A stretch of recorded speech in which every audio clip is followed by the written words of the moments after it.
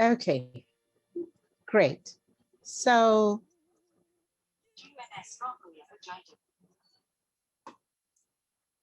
good afternoon, Your Royal Majesties, Your Royal Highnesses, eminent clergy, our high-level personalities joining us from partner agencies, Nananum, Nime, Name, Queen Mothers joining us from the AQWCLN Ghana, made up of Unity and Advocacy Queens.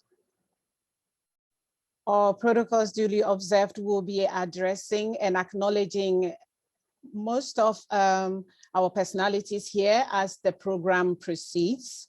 My name is Obapa Joancha Nanahima Awindro. I'm a filmmaker and broadcaster by profession, an honored development queen mother of a Fija Kwabri community in Ashanti Kingdom in Ghana, and the executive director of Obapa Development Foundation. I'm most honored to be your moderator for today, whilst we look at ways of coming together as royalty to ensure that our future generation is secured, to ensure that we leave a very good world for our younger ones to inherit, and to ensure that they do not go through some of the, things that we do not appreciate that is going on here. And we are happy to have eminent, high-level personalities, royalties to join us today for this conversation. I'm very happy that we are able to start this conversation because there are going to be series of them. And as we progress to the relaunch of AQWCLN and coming into partnership with African Views and the ARC, African Royal Kingdoms, we find this as a very, very important step in the right direction where we can have that kind of synergy, we can have that kind of network, we can have an amazing partnerships in our way or in our way forward. I'm going to be here to just bring everybody into the picture. And as we proceed, we will be acknowledging all our presenters, and we can also acknowledge people joining us on the webinar. Thank you so much. You are most welcome on behalf of AQWCLN Continental, on behalf of African Views, on behalf of the African Royal Kingdoms. I welcome you today to the this program, the conference for African cultural leaders happening right now in cyberspace. We don't have the opportunity to meet anymore these days because of COVID-19. So this is an amazing opportunity for us to meet again. We have a lot coming up, and I'm very expectant, and I'm looking forward to a day of very, very important conversation. Thank you for honoring me to be your moderator for today. I have in my company Her Royal Highness Mama Ablajifa Gomashi, who is also here. She's a panelist. She's going to be moderating the panel. And so when the time reaches, I would introduce her as well. I would also take time to introduce our panelists one after the other whilst they come in to present their statements and their papers. Thank you so much again. God bless you. It's been a very, very tiring time, but we are grateful to God that we have reached here. Thank you again. At this moment, I would like to call on our opening prayer, and it will be done by Dr. Davis-Kahina. She's coming to us from US Virgin Islands. Dr. Kahina, you're welcome.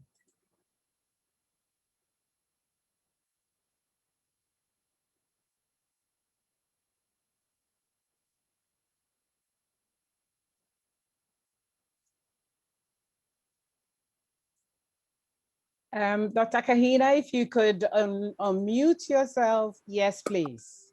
Greetings, blessed morning to everyone. It's a humbling experience for us to gather, and may we repose ourselves in a space of humility, strength, love, and peace.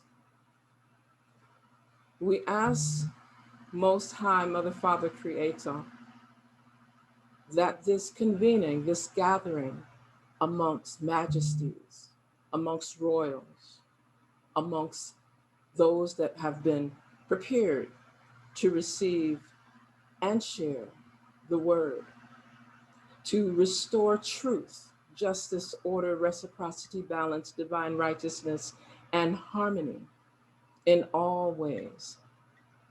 We ask Most High Mother, Father, Creator, that each and every word uttered, each and every word shared, each and every thought invoked, each and every action inspired, revels in your greatness, in your omnipotence, in the joy, in the love, in the peace, and that they may too be medicinal and healing for our nation of ancestral, indigenous African persons and all of humanity across the globe. We ask Most High Mother, Father, Creator, in all the names that we utter, in all the reverence that we bring to this gathering and convening, as we honor opportunities for these types of gatherings to humble our spirit with disciplined strength, with integrity and purpose, so that we are able to gather solutions that provide the healing, that provide the cultural nuances, that provide the divinity that only comes through your presence, your guidance. We ask that our most humbling spirits come forward, even when we speak in strength and directness. We ask that your blessings are bestowed on each and every one present, each and every one viewing, hearing, experiencing, and embracing all of the word, sound, power that is shared this morning and throughout the day. We ask a particular prayer as we begin to share solutions for a very sensitive, a very controversial series of traditions that persons are now expressing your greatness, Most High Mother, Father, Creator, by all names. And we're asking that this convening, that this gathering, that each and every person sharing in this experience is able to heal, to edify, to articulate, and to live the words that are uttered in our everyday actions for generations upon generation. All these things we ask in a very humbling spirit, and I say it in an ancestral language as we prepare for the openings. Amasu and Panter, Sauksu Emekra and Panter, Au Tuau Maketi Paheru. We give thanks and praise to the one Most High. Amen. We live each day daily for the one most divine. Amen. And we shall do it tomorrow, just as we do it today. We can all say amen together. Amen. Amen. Amen. Amen. Amen. Amen. Welcome, welcome so well, Derek. Welcome. Thank you so much for that prayer that has kickstarted our spirits as we veer into our program today. If you just joined us, this is the African Cultural Leaders Conference, and we are here online, Zoom, virtual meeting, bringing together African cultural leaders, religious leaders, and our partners to join us to discuss how we can make this world a better place for our generations to come. And even as we go through our day-to-day works in our communities, in our environments. Harmful traditional sexual and gender-based practices are universal and prevalent across cultures. Culturally, violence against women is those acts that are explicitly justified or condoned through misuse of cultural, religious, or traditional beliefs. Values and practices that are meant to impose patriarchal control over women and girls. There are, for example, early child marriage, female genital mutilation, and limitations of women's development and advancement due to customs and traditional beliefs. Many of these culturally sanctioned practices are meant to subjugate women. But there are very powerful men who are gender sensitive with us here today. And so I was going to invite our King Adedapo to give us his welcome. But I notice King is not on the platform at the moment. But before that, I would like to kindly crave your indulgence to introduce our translator for now, Dr. Robert Impoyo. Dr. Robert Impoyo is a resourceful, result-oriented nonprofit program administrator and executive secretary with extensive experience in French, English, and Swahili-speaking Africa. He has in-depth understanding of issues facing developing countries, and I'm sure that is one of the reasons why he was selected to be part of this. And he's a value-driven, team-oriented leadership approach person, and he wants to deliver results, particularly committed to building the capacity of impoverished and marginalized people to achieve the sustainable development goals, including health, education, and food security and sovereignty. Dr. Robert Impoyo, welcome. And Dr. Robert is our translator for the program. And Dr. Shen Davis-Kahina is from the US Virgin Islands, and she did the prayer. Dr. Kahina is a cultural growth artist, educator, ordained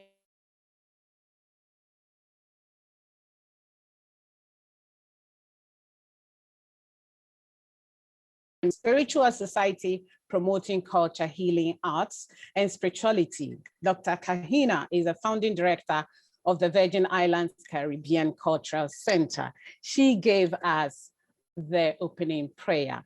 Whilst we wait for His Majesty King Adedapo to arrive, I'd like to welcome Nana Dr. Wale Idris Ajibade. Nana is the Ankobia-Hene of Dynasty, so he lives in two countries. He's a royal prince from the kingdom of IBADAN, and he is the Ankobia-Hene of Dynasty in Ghana.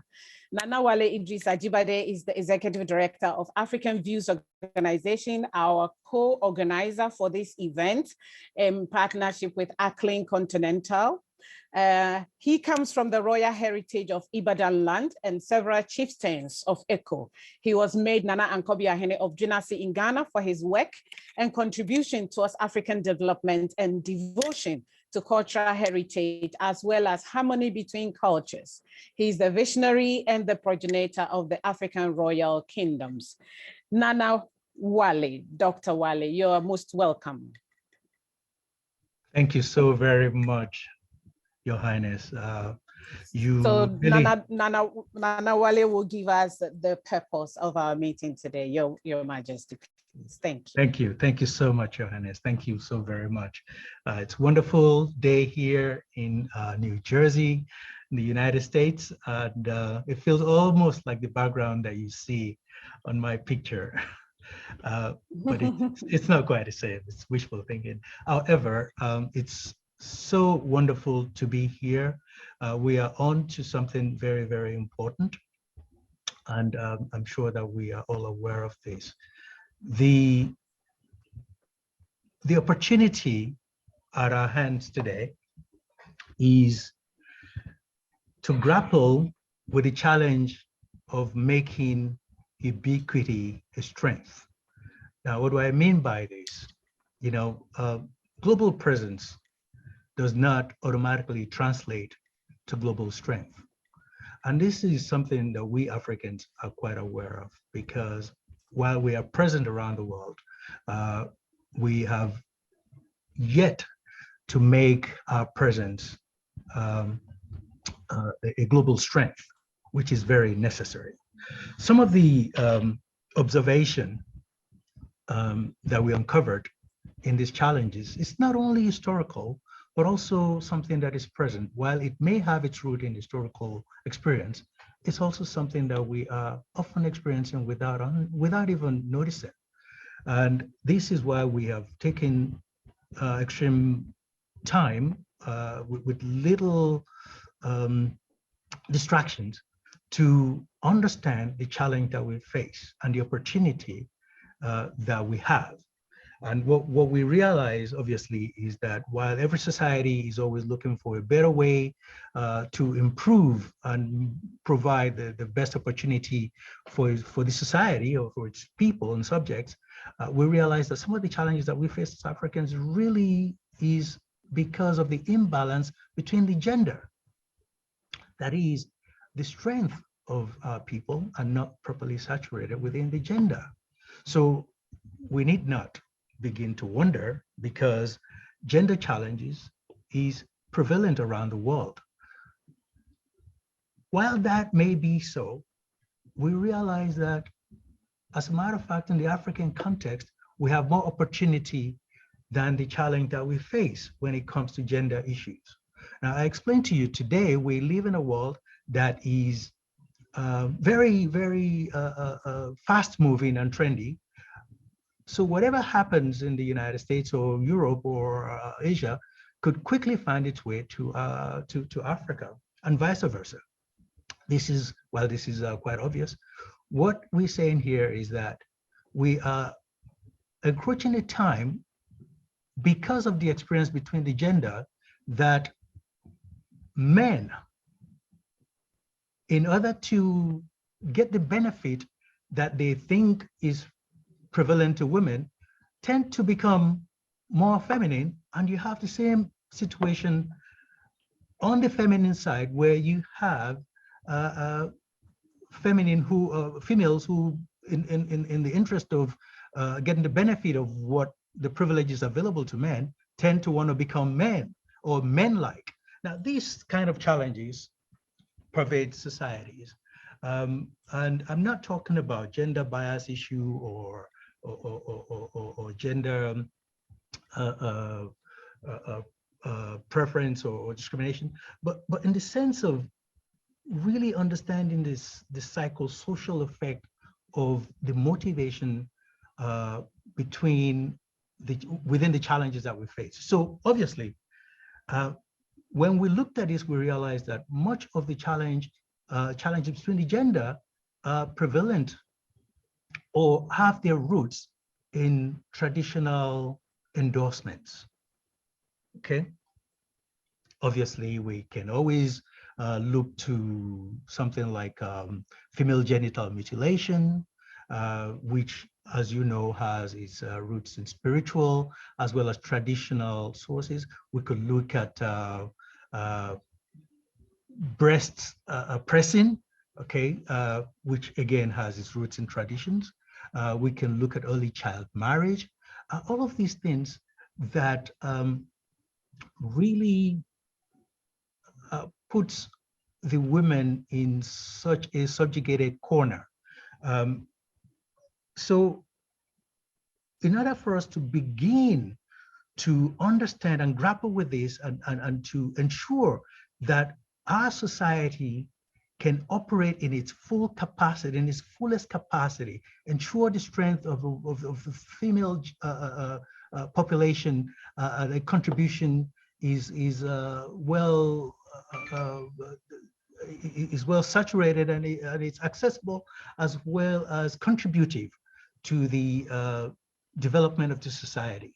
It's incredibly important for us as Africans to take this approach and begin to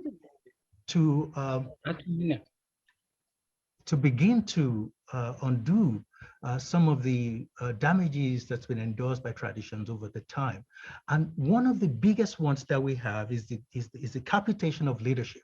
That is, in many cases, while we struggle and grapple with women becoming presidents and prime ministers in civic governance system, we are yet to begin to see that type of movement on the traditional level. And that says a lot. That is, yes, many queens that we have, many queen mothers that we have, they are yet to rule, or given the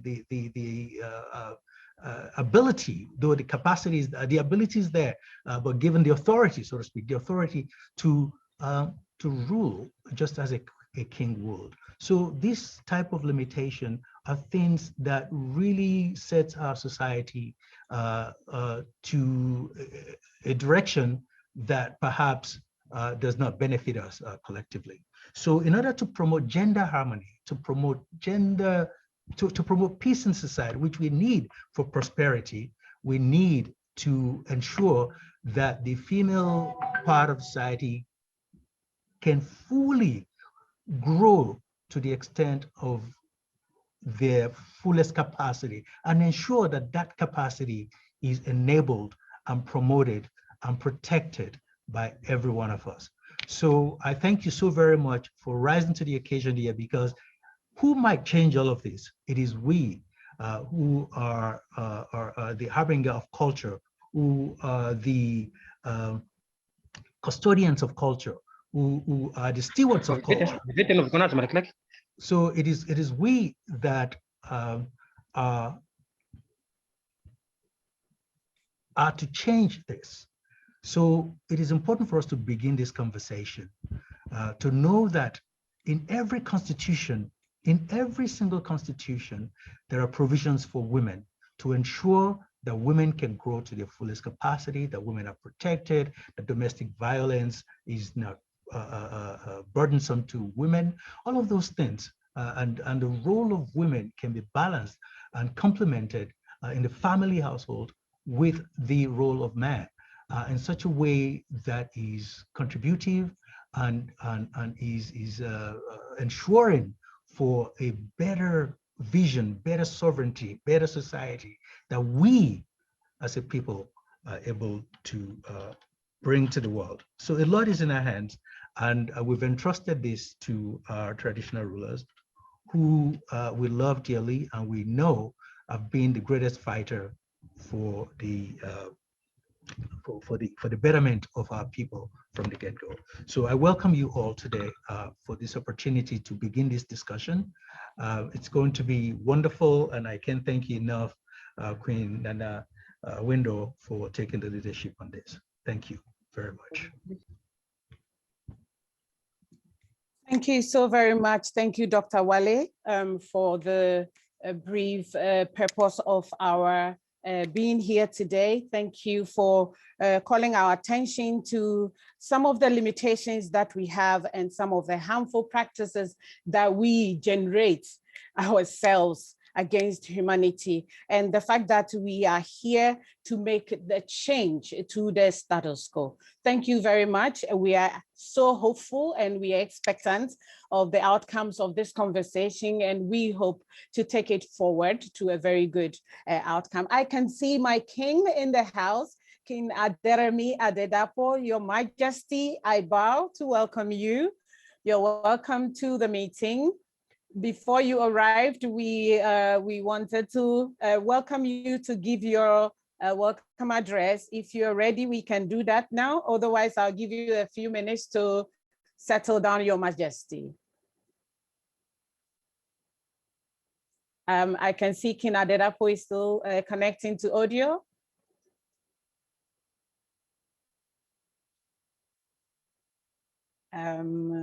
Just a few seconds.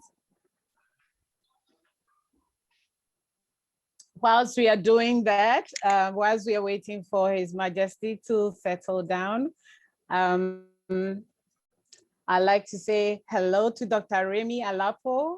King Robinson is in the house. Dr. Robert Impoyo is here. Ukpemi Okun and Nana Otulate is here. And of course, our Queen Sylvia, the Nabagarika of Uganda Kingdom. We have Princess from Madagascar. Princess is Ackling, Madagascar, and she's doing a great job in Madagascar. We are very happy to welcome Princess. Hi, Princess. And then we have Professor Buali Abdullahi. He's coming from the northern sector of Africa. When it's time for him to speak, we will welcome him. Your Majesty King Adedapo Aderemi, are you ready, Your Majesty? Are you settled? Do I have the honor to welcome you to speak, Your Majesty?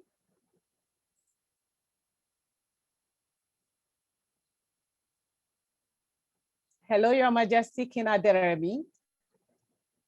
Can you hear me, Your Majesty? Can you kindly unmute?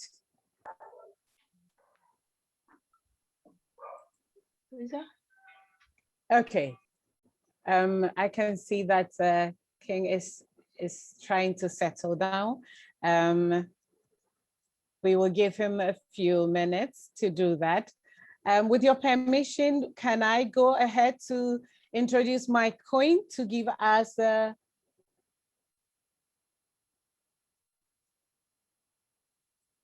I go ahead to give my queen the permission to do the keynote speaking so that when King Deremi is ready, we can go on to take the chairman's speech.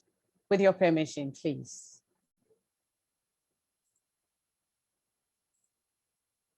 And anytime King Aderemi is ready, kindly prompt my attention, Your Majesty.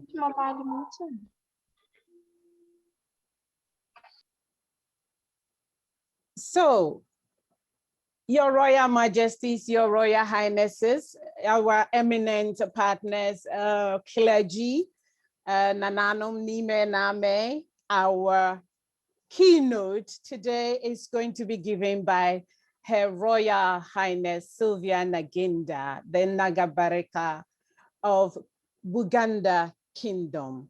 Her Royal Highness, the Nagabarika of Buganda, is a Queen Consort of Kabaka Ronald Muwenda Mutebi II, the King of Buganda Kingdom. She's a transformational leader and an ardent advocate of human development rooted in cultural values. Her Royal Highness is the first queen in the history of the kingdom to establish an office in Buganda, the seat of the Kingdom of Buganda, like Bulange, the seat of the Kingdom of Buganda, to complement the ongoing development work of the kingdom and of the government of Uganda.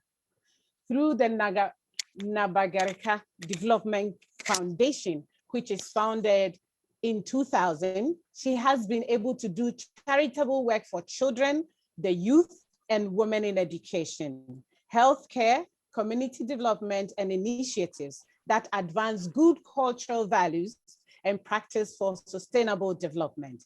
She is an icon who is highly regarded in society for her leadership and is renowned as a champion for mobilizing, sensitizing, and empowering girls and boys, including children with disabilities, the youth, and women, and for advancing Ubuntu Bulamu as a strategic approach in all foundation programs and projects that empowers individuals to reclaim their cultural heritage and encourages the use of cultural values as a tool for human development. Many years ago, I met Queen Sylvia in Zimbabwe when we had opportunity to sit in a conference organized by UNAIDS when we were talking about AIDS and how to get cultural leadership involved in PMTCT, preventing mother-to-child transmission. And I had the honor of sitting with Queen Sylvia. We had a very fruitful, please can you mute your microphones if you're not speaking, Your Majesties, Your Highness?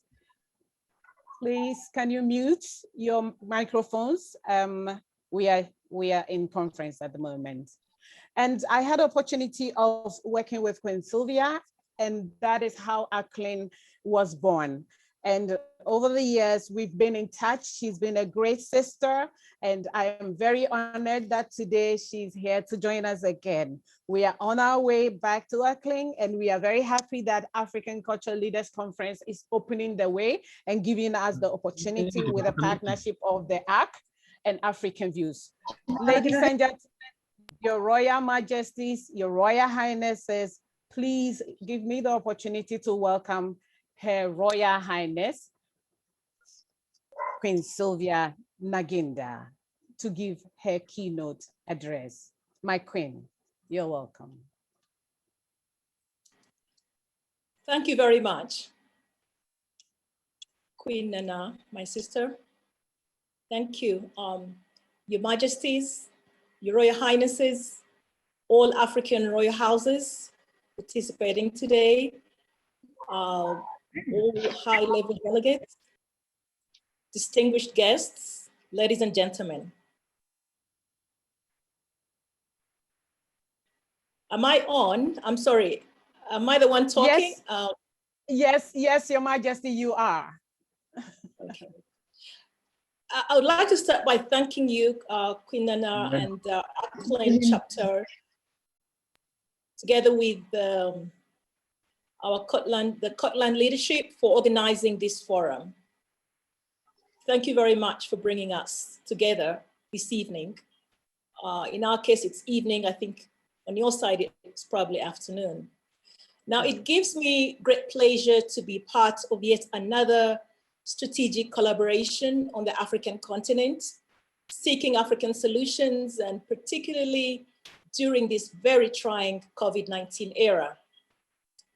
With the African Queens and Culture Leaders Network, AQWCLN warmly welcome the collaboration with the Council of Traditional Leaders of Africa and African Views Organization to end the global menace of violence against women. As you're all aware, kingdoms and cultural institutions have and are continuing to support governments in different countries to address numerous challenges faced by the people in their societies. And AQWCLN has the ability to collectively organize so that together we can do more in fostering positive social change by using culture as a development framework. However, like the rest of the world, we had not anticipated the devastating effects of COVID-19 for aggravating inequalities and the negative impacts on the most vulnerable, such as women and children. Rather inadvertently, but positively, COVID-19 has also highlighted the global yearning for compassionate leadership, human connection, and universal collaboration. Put differently, COVID-19 has reaffirmed cultural institutions, the cultural institutions' relevance for the advancement of equality and socio-economic development for all. Indeed, violence against women is a universal problem arising out of unequal gender relations among men and women. Let us focus on proposing solutions to eradicate harmful practices. But most importantly, we need to reframe the narrative about violence against women as an abuse of power that is also against our cultural values. Otherwise, we inadvertently condone violence against women. In other words, the persistent describing of violence against women as embedded in our culture values is wrong. Because like I said, it is an abuse of power that is also against our culture values. So culture is generally misunderstood, downplayed, and criticized for being an obstacle to development. Yet culture is dynamic. We as culture leaders have the power and duty to define a new culture. It may be difficult, but it can be done. For example, Sabasajja, the Kabaka of Uganda Kingdom, a culture institution that is over 800 years old, on many occasions has publicly condemned violence against women as against the Buganda culture values.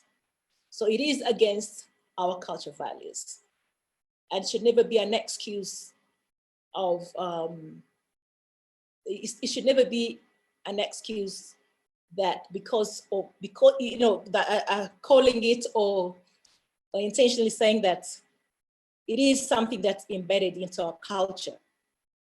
Now, for the past 21 years, the Nabagirika Development Foundation has elevated, and that's a foundation which I founded over 20 years ago, and it has elevated culture from an inhibitor of rights to a useful resource for social transformation. The foundation has relied on the common African value of Ubuntu. I think I was speaking about the Nabagirika Development Foundation, which was founded over 20 years ago, has relied on the common African value of Ubuntu to balance positive culture practices grounded with modern contemporary values of human rights and good governance. As a result, the foundation has innovated strategic interventions in maternal health, education, and community development. Furthermore, in collaboration with the UNDP under its program on conflict prevention, we have partnered with the culture institutions in other regions of the country, such as the Alur, Acholi, Bunyoro, and Busoga, to stimulate behavior change that promotes social cohesion under the Sustainable Development Goals, SDGs 2030. This is a strategic opportunity to capitalize on the diversity of our cultures, to develop a shared understanding of the common African values, such as Ubuntu, to fulfill our society's aspirations as a unified, peaceful, and prosperous continent. Now, the philosophy of Ubuntu is common to the Bantu people in Africa. It implies a high sense of community and compassion, and a bond of sharing that connects all. It refers to good behavior in relation with other people, behaving well towards others and for the benefit of the community. So let us strive to make traditional or cultural institutions the beacons of sustainable and harmonious growth, peace, happiness, and prosperity, starting at the lowest level of society, which is the family. It is my belief that development and governance programs are more likely to succeed when they integrate the positive elements within cultural institutions and work with culture leaders as equal partners, recognize positive cultural contexts and culture as a key framework that defines choices, opportunities, and abilities in the pursuit and attainment of the Sustainable Development Goals. I'm glad to report that Ubuntu Bulamu, or Ubuntu, has been identified as a smart solution on the global platform, Smart for SDGs. Now, the needs of human beings are the same. Our people commonly desire healthy families, good and quality education, access to reproductive health care services, securing gainful and sustainable employment for young people, to mention but a few. I humbly appeal to each one of us to exercise our agency to provide solutions to making the world a safe and beautiful place for all. It is when we respectfully connect to one another that we build a truly mutually benefiting community. A culture that is rooted in the solving people problems will not only survive, but it will thrive. I thank you very much for listening.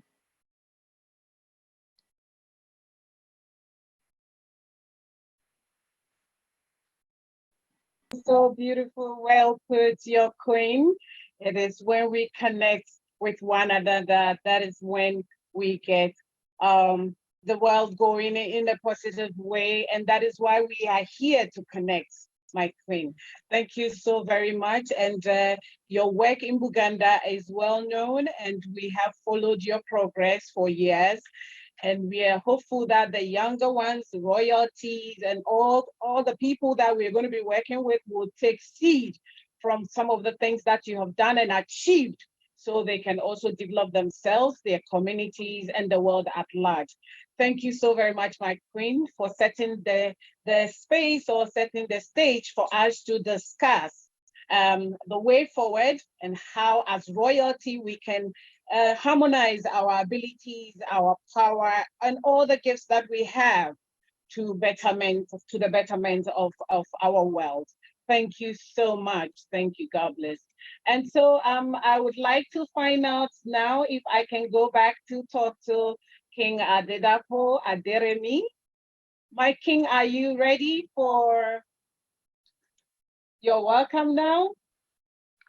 I think so. Can you hear me? I can hear you, my king. Okay, God bless you. God bless the wonderful people on the program. Again, I have to apologize for not coming on board on time. Because, oh, the video stopped. Can you see me? Can you hear me? I can see you, Your Majesty. Yes, please. Welcome. Okay, great, great. Thank you so much. I've been having a running battle with the super high tech of these days, but thank God I'm back with my folks. You are my joy. Good afternoon, good evening, good morning to all my colleagues, continental traditional leaders all over Africa.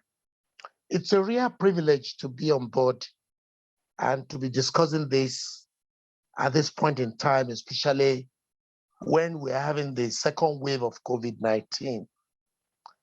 And that it questions us on how to think more outside the box to reinvigorate, re-engineer our ways and do things differently. We cannot be doing the same thing and expect a different result.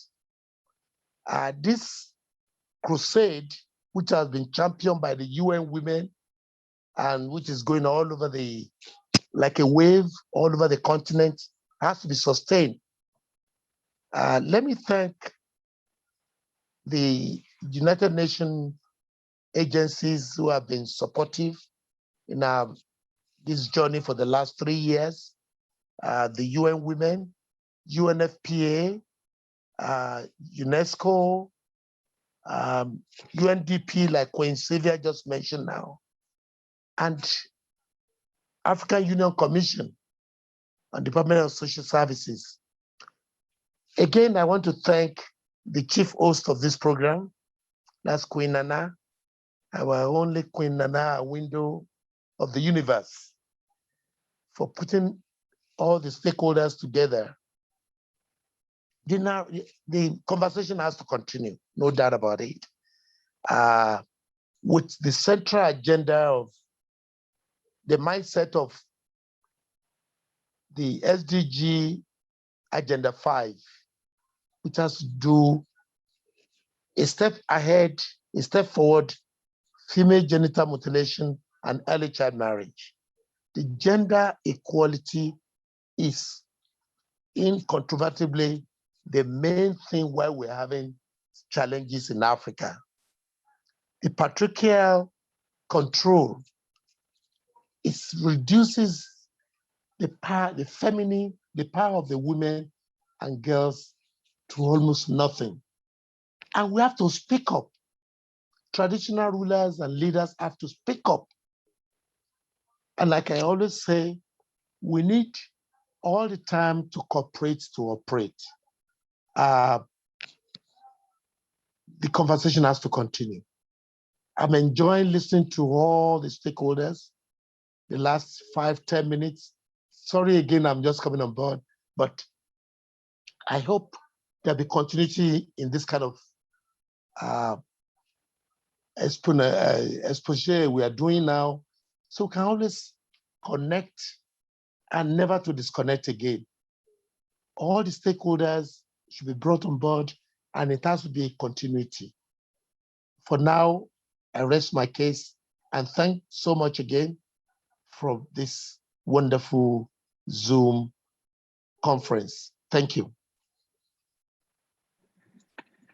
Thank you so very much, King Adin Adedapo Aderemi. King Adedapo Aderemi is the 46th traditional ruler of the ancient kingdom of Ido-Osun in the Yoruba land of Osun State in Nigeria. The title bestowed is the Oba Alaye Mori of Ido-Osun. The king is also the convener general of the Council of Traditional Leaders of Africa, Kotla and Kontana. King Adedapo is also the Secretary General of the National Council of Traditional Rulers of Nigeria. Prime among his duties is as king is a passionate vision to empower women. And that is one of the things that really, really, really makes me bow every day. And I want to go talk to my king all the time because he's somebody who encourages us and supports the growth of women. Thank you, King Aderemi Adedapo. King is also the convener general of the ARC, the African Royal Kingdoms, one of our co-organizers of this amazing conversation that we hope that at the end of the day will bring us more closer than before. And I like your quotes all the time, cooperate to operate.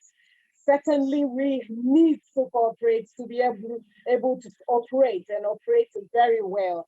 And we have to connect and never to disconnect. I remember that and I will still keep it with me. And Your Majesty, thank you so very much for this amazing welcome. And we continue to hold on to your thoughts and your aspirations as we weave our way to seeing to our generations coming to take over whatever we are doing at the moment. Thank you so much. Right, so with your permission, Your Majesties, ladies and gentlemen, I'm supposed to start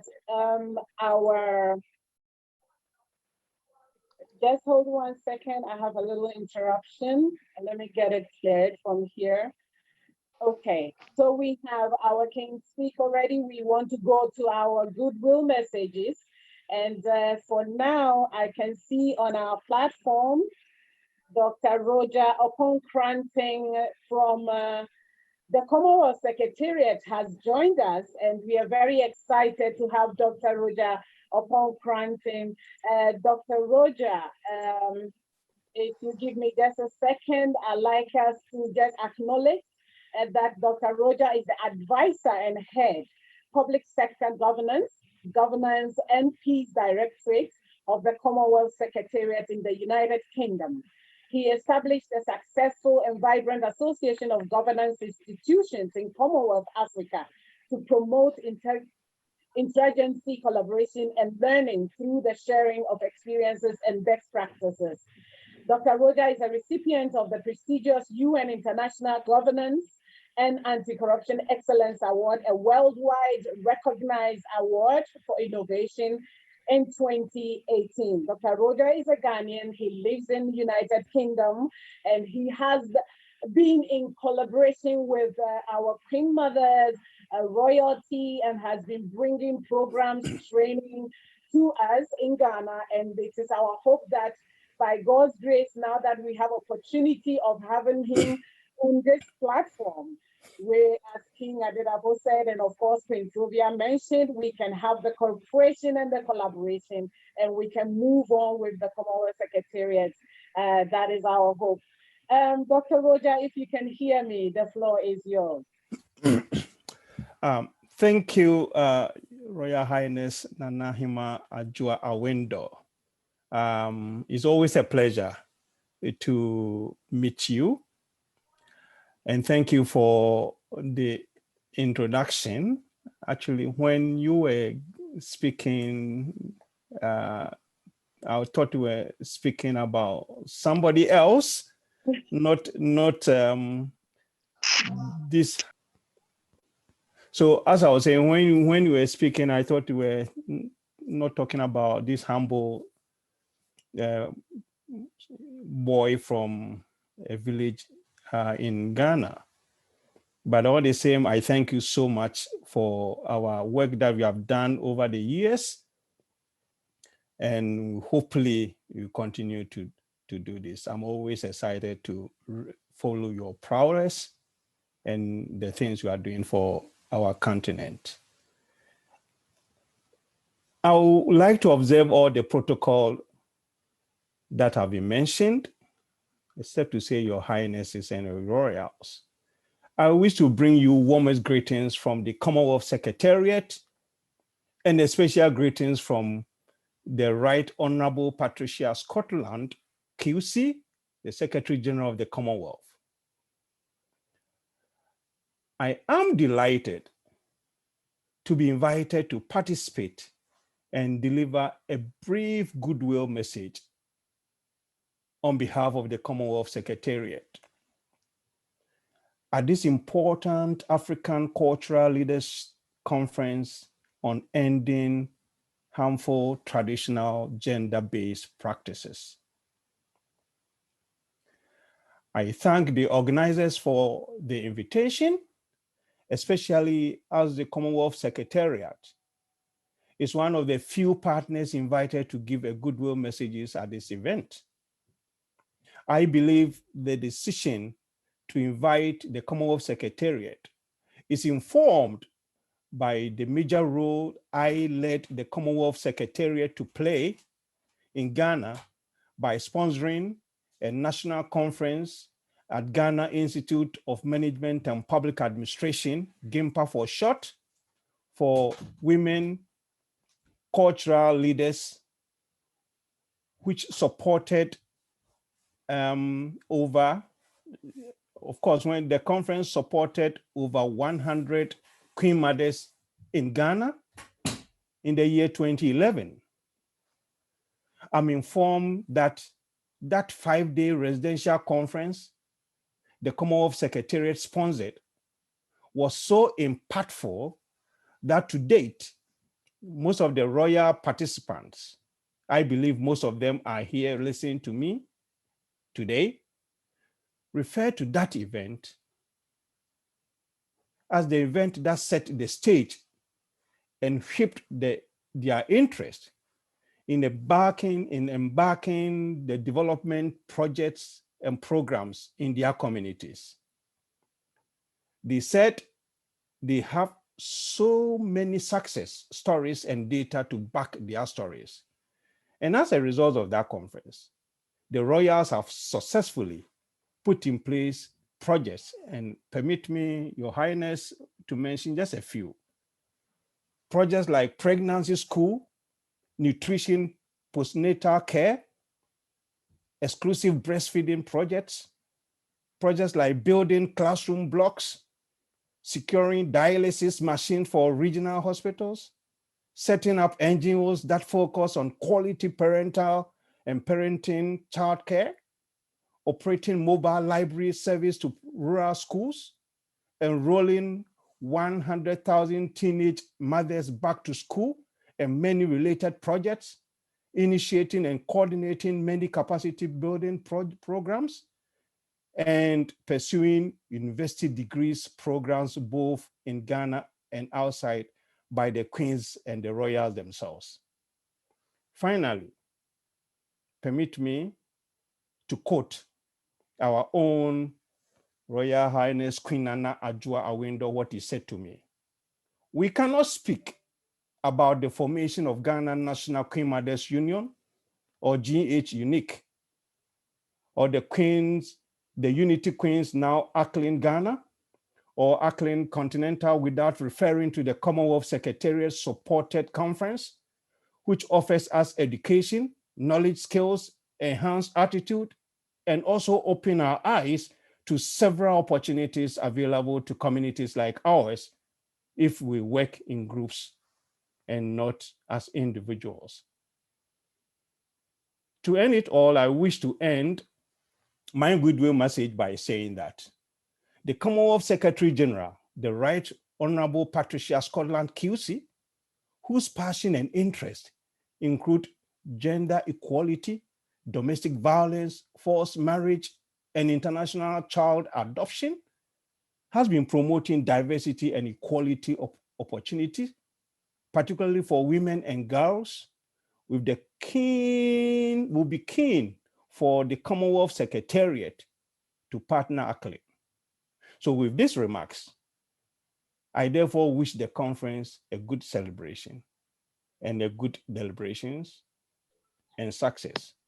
Thank you for giving me the opportunity for the goodwill message. Thank you. Thank you so very much, Dr. Roger Cranting. Dr. Roger is the head public sector governance and peace directorate of the Commonwealth Secretariat in the United Kingdom. Dr. Roger, when you were speaking, what came to me is that if we have organizations such as Commonwealth Secretariat supporting the work of the royalty, supporting our projects and programs, there will be so much achieved. If you look at one program that you did in 2011 and the subsequent ones you did in Ho with the Queen Mothers and the young market women and other ones subsequently, I think this is encouraging, and that is why we look forward to an enhanced partnership and relationship with the Commonwealth Secretariat so that we can impact even some more. I mean, 100 Queen Mothers at one location, look at how much we have been able to achieve. So can you imagine if we have 1,000 Queen Mothers from across Africa getting support, getting encouragement, getting skills, getting knowledge, enhancing their abilities?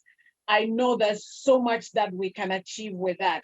Thank you so much for giving us your goodwill message, and we will continue to get in touch so we'll be able to continue the conversation and get real work done. God bless you for your support. God bless you.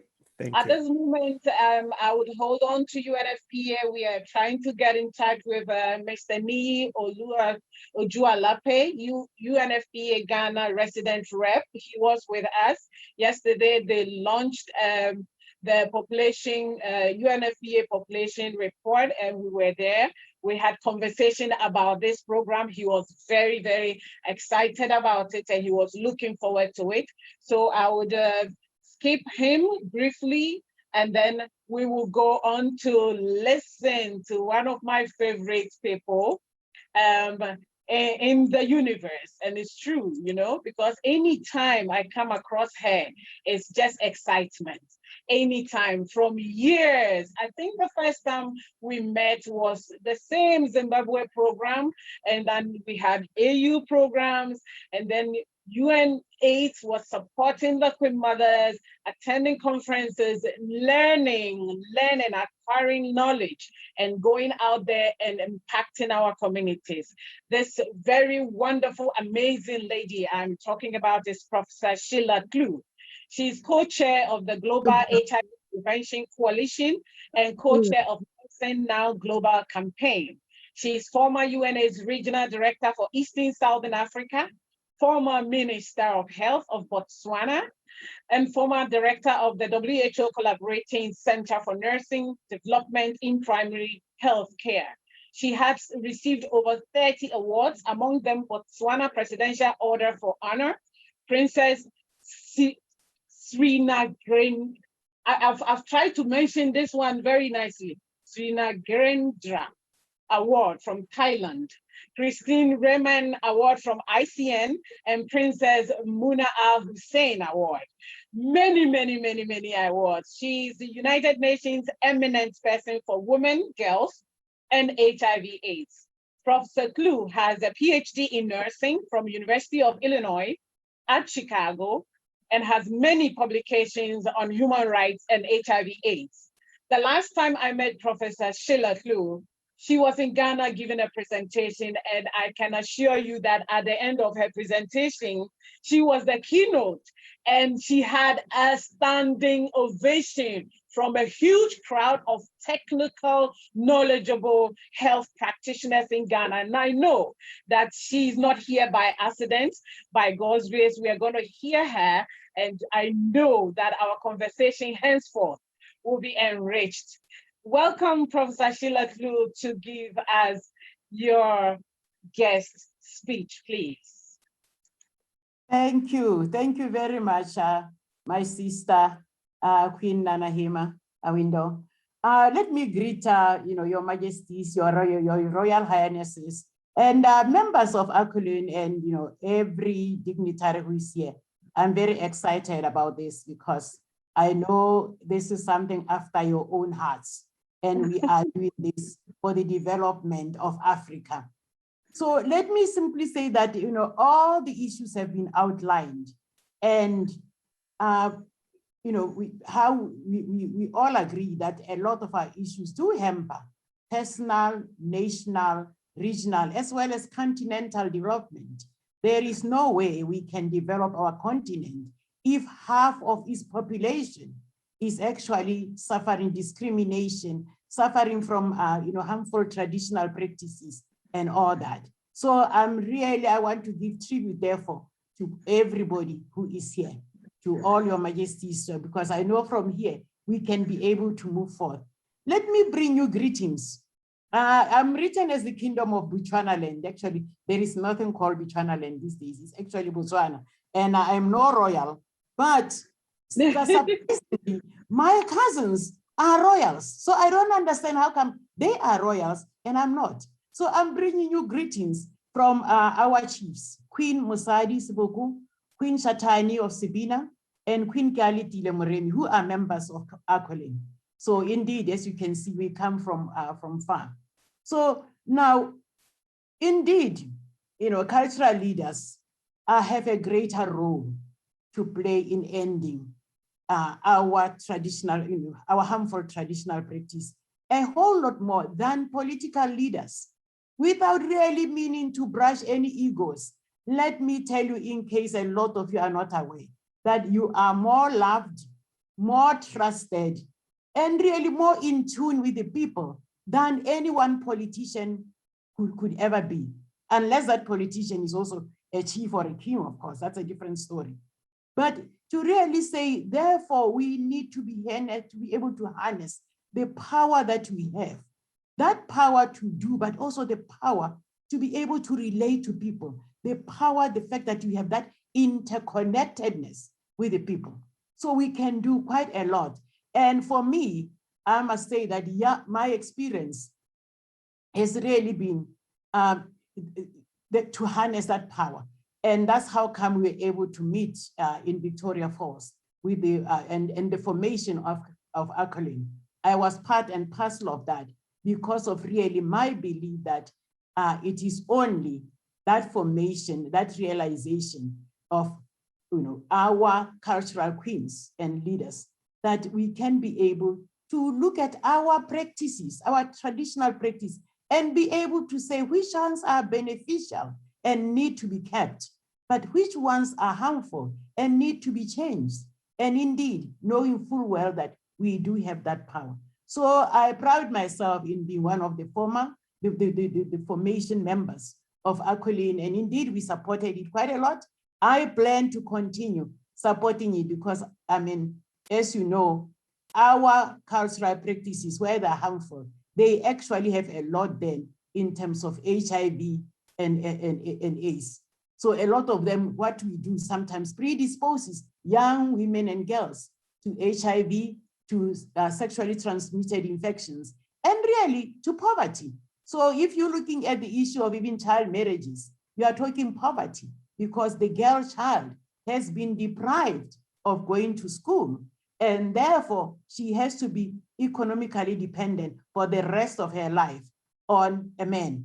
And when she is that economically dependent, there is no way she can negotiate safer sex, let alone refuse unsafe sex. So that's basically where we're at. Now, I want to simply say that we know that health begins at community level, and that is where you're all at. So that it is not really an exhortation, but really to say that's a given.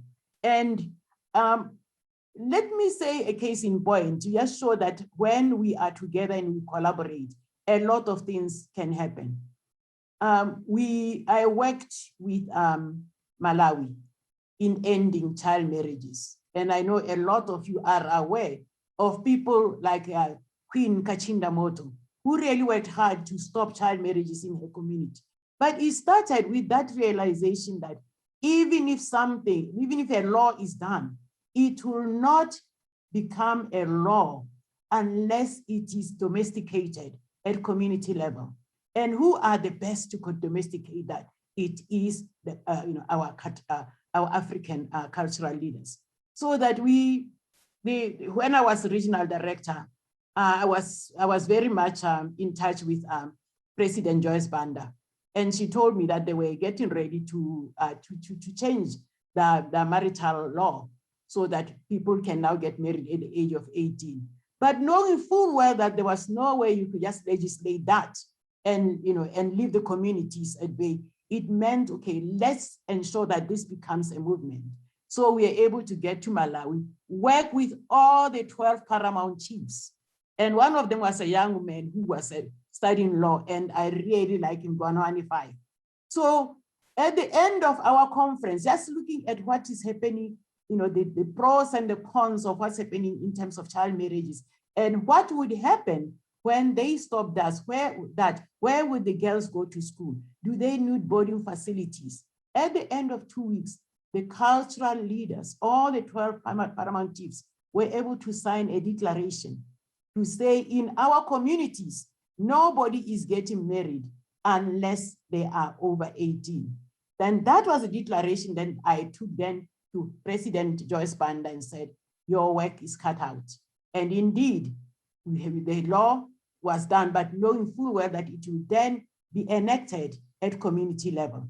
And indeed, we now have a situation in Malawi where marriages are now conducted only for people who are over 18. And we've seen a lot of people, young girls, therefore accessing school. So let me not go too much to simply say that as we go forth, what do I think is needed? We are already corroborating as we are now. And I'm hoping we will see, therefore, the rebirth of AQWCLN, so that a lot then can happen in terms of really looking at our cultural practices. But one thing that we need is really research.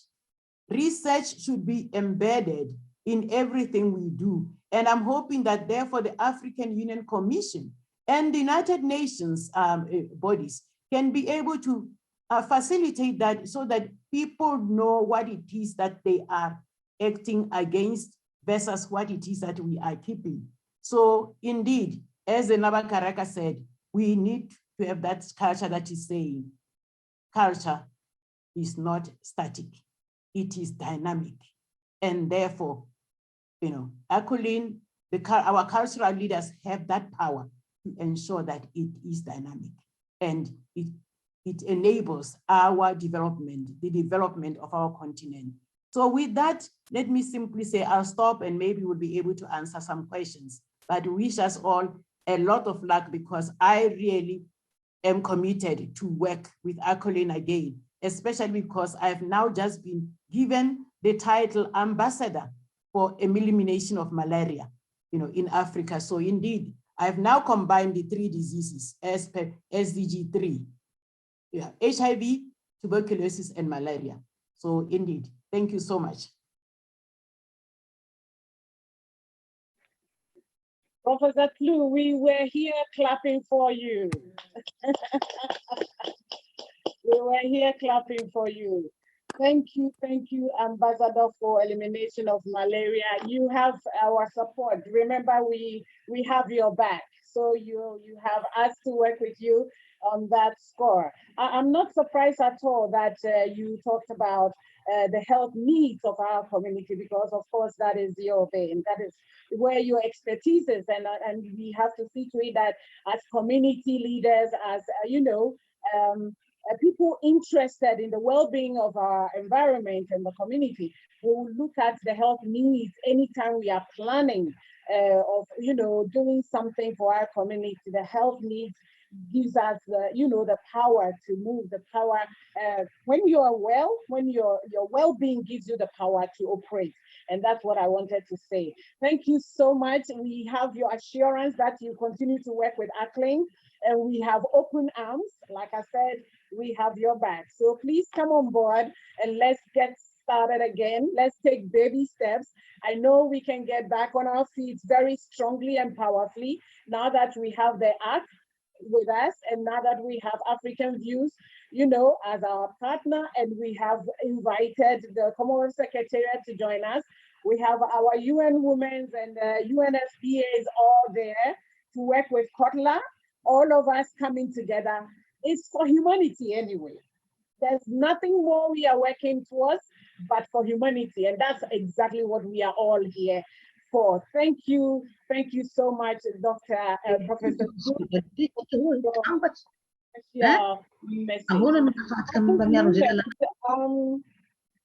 We will go on to our regional representations who are waiting to give us their short messages from the regions. AQWCLN and AV is all over the continent, and in fact, AV is global. Our African Royal Kingdoms is continent-wide, and AQWCLN is continent-wide. And so we have so much power within these three organizations, and for them to come and support AQWCLN, it's very exciting for us. So we have representations from East, West, Central, North, and of course the South to join us for this conversation. And I'm very happy to welcome, first of all, our princess from Madagascar. If you give me just 2 seconds, I would, Madagascar, our princess Zogarini. She is a descendant of King Estosa Baheri of, please forgive me because the words are, some of them are translated from French.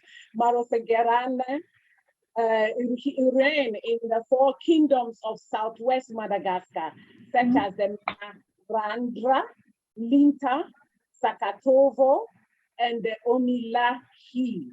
But the oldest is the kingship of the Menarandra. He was a former governor of colonial times in the part of Southwest, and he's a king who reigned with great wisdom and intelligence for a long time in the Malahave Plateau. An exemplary king throughout his life because he loved his neighbor so much by tirelessly seeking alternatives so that he could live in peace, his people could live in peace, health, and social comfort. A loved, adored, revered king is familiar to his people through his actions as a benefactor. We met our king in Uganda in 2013 when we met the AQWCLN Continental Organization, and since then she has done a great job. She is the head of AQWCLN Madagascar, and she has held several meetings, programs, conferences, workshops with the traditional system in Madagascar. And we are very proud of her, my princess. We are very, very proud of the work you are doing. And we are very happy that you are able to join us today for this conference. Princess, you're welcome, and the floor is yours.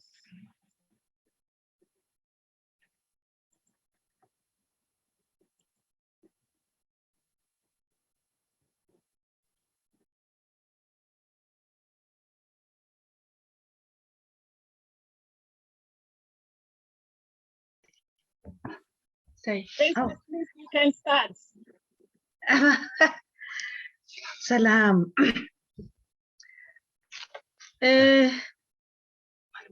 Faly manolotra ny firarian-tso antsika rehetra mpanjaka vavy, mpanjaka lehilahy au nom de la Fédération des communautés royales traditionnelles de Madagascar. La princesse vous souhaite tous un grand bonjour et remercie la communauté des rois et des reines pour que vous puissiez assister à cette conférence.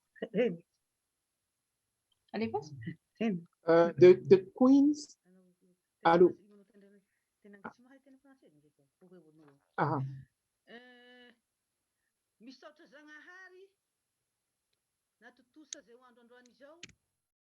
Zahay, c'est des bénédictions.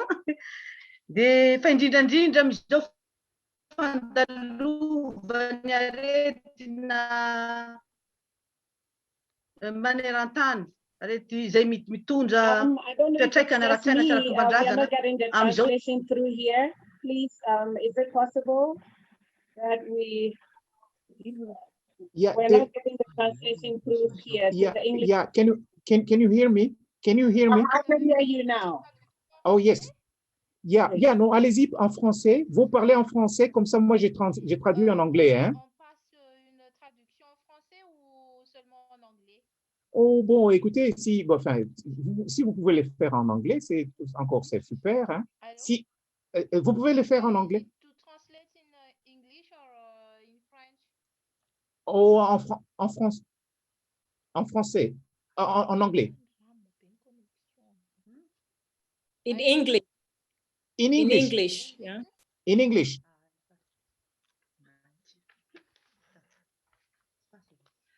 The Princess Malagasy wish all the panelists a good hello.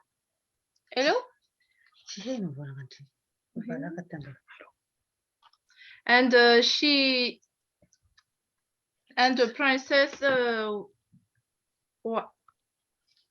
princess do the benediction for us for in this moment with the COVID. And she very happy to assist in this conference. She thanks all of the intervention and wish to all the royalties and distinguished guests for this preservation and promote the culture.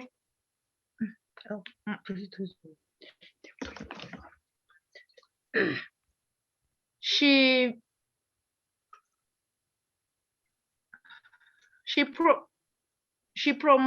participates in the decision for the Congress in Madagascar to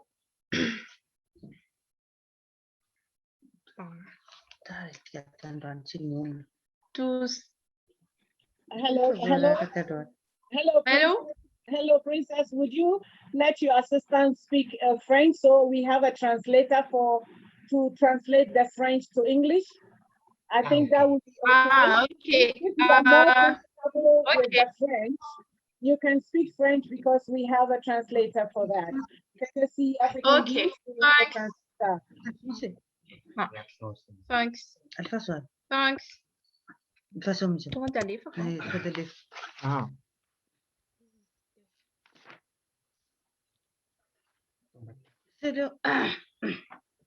Face à la pandémie, la princesse vous souhaite le bonjour et vous remercie tous. Et bénédiction en tant que princesse à tous les participants et panélistes, à tous les intervenants. In this period of the COVID, the princess is wishing you and welcome you for this conference, and she wants.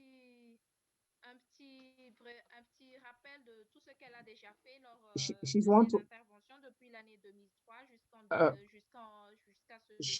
She would like to give you the remind to you for all the stuff. Revalorisation et la promotion des cultures et traditions malgaches, la promotion des praticiens et surtout la Are we having any la mise en technical challenge, or the sound is not coming through from Princess End?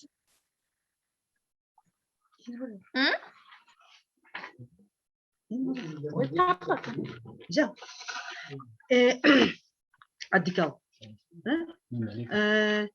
Voalohany indrindra hoy iha taorina le ino teneny ity le fandraisana vendranan'ny vehivavy hoe 2015 hoy la princesse il a première conférence à Touliara, c'est la déclaration de Kapala après niny hoy nisy natao conférence ta Touliara de nisy horiha zavatra nivoavaha taorina zavatra nataonareo natao tany Kapala tamin'ny 2013 de natao conférence zay hoe 2015 na nantanana ny mpanjaka vavy manera Madagascar nandray anjara am'le conférence. Après suite allô? Yes, go ahead. When there was after the convention of Kampala, the princess gathered all the royal and also the king and princess of Madagascar to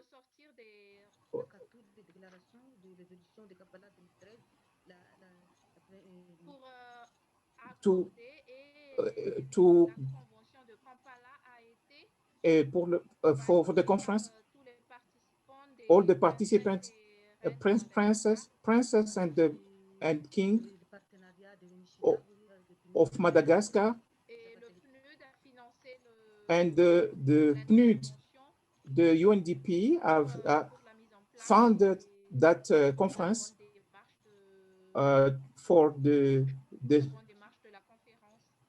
conference, to found the conference.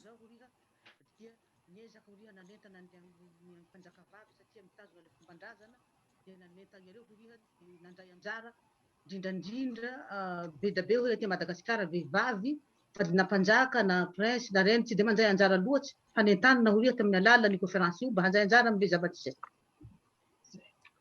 La princesse a The princess sensitized. There was a campaign of awareness of princess to participate actively in the decision making, in the promotion of education and health.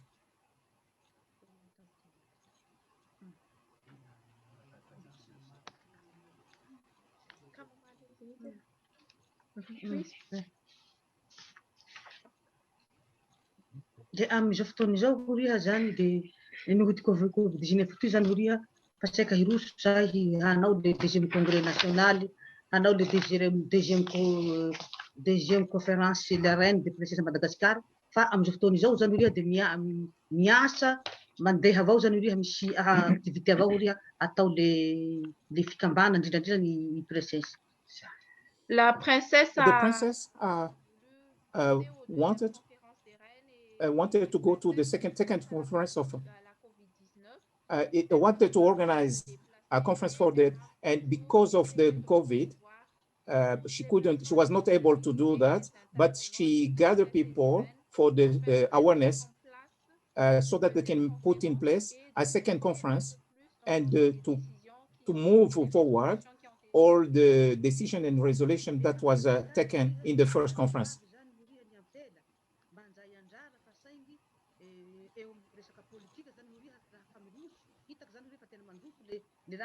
De sahira be horiha amin'ny resaka fanjakana zany amin'ny resaka mpanao politika satria lasa fitaovana politika zany horiha le mpanjaka sy andriambavy aty de misakana ho azy zany horiha ny hasahany mandroso. Le problème à Madagascar, the problem in the Madagascar are the kingdom, the king and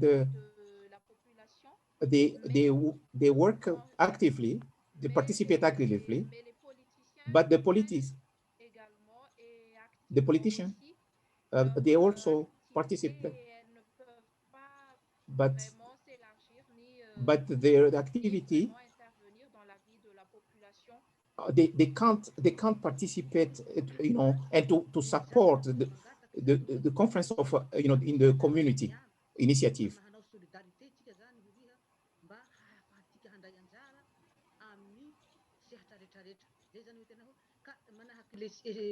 Le raha natao takapalagna zany hoe misy fifanakalozana mifankahitahoatsan'ireo hoe zava-dehibe zany hoe mampitombo le tsaikefa-sy mampitombo le zavatra tokony atao.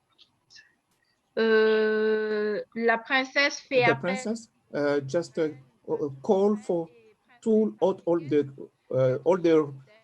the queens and princesses in Africa to be for solidarity, to exchange, to have the exchange of program and experience, so that they can make value their rights and to be capable of implementing the resolution that they are making in the conference.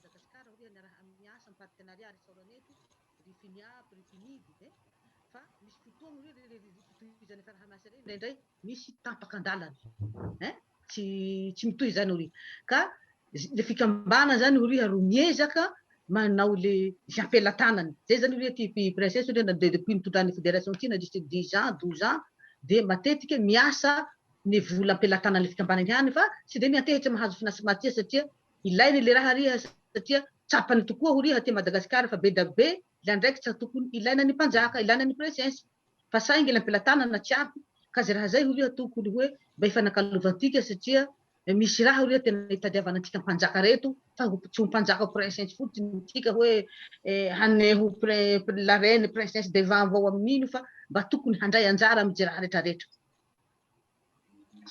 À Madagascar, in Madagascar, the partner international have been interrupted. They couldn't, and the princess is working by using her own means without support, and she has no mean to denounce all the to make the advancement of the activities. She is asking the solidarity. She's all the community of royal community in Africa, so that they can to set in, so that they can implement their resolution of their conference.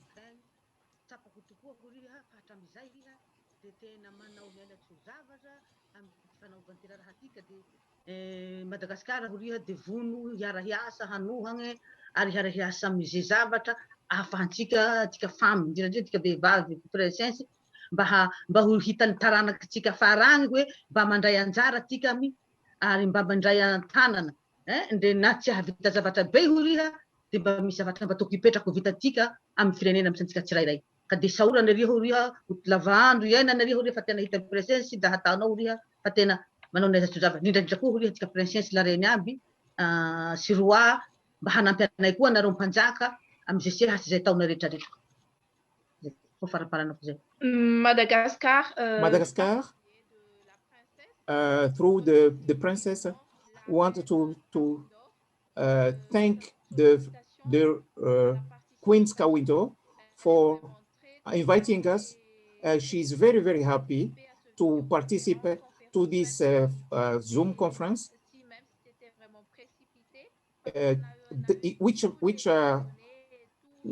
which was announced on very short notice. She didn't have all the documents. Only yesterday that she got, and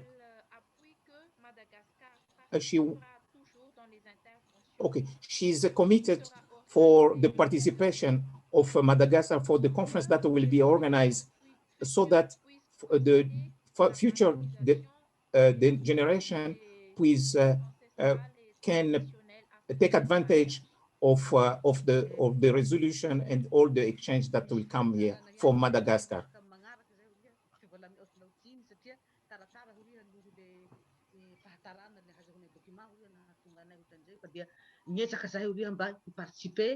Mba handray anjara mitaratika dia misaotra antsika miaby horiha indrindra inareo aby andriambavy tsika miaby fa amin'ny magnaraka zay horiha conférence magnaraka zay horiha manao misimisy manao manao tsara satria nisy fahatarana kely horiha zahay tamin'ny nahazahoana ty manana ty raha nataony androany ty. La princesse. The princess, she apologized for all the inconvenience during this conference because she got notice. It was on short notice. Next time she hoped to have the document earlier. She wished to have this document earlier so that she can be prepared and participate. And thank you very much to the Queen Window.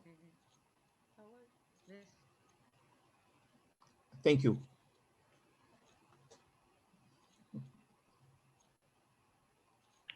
Thank you so very much, Princess. Thank you very much.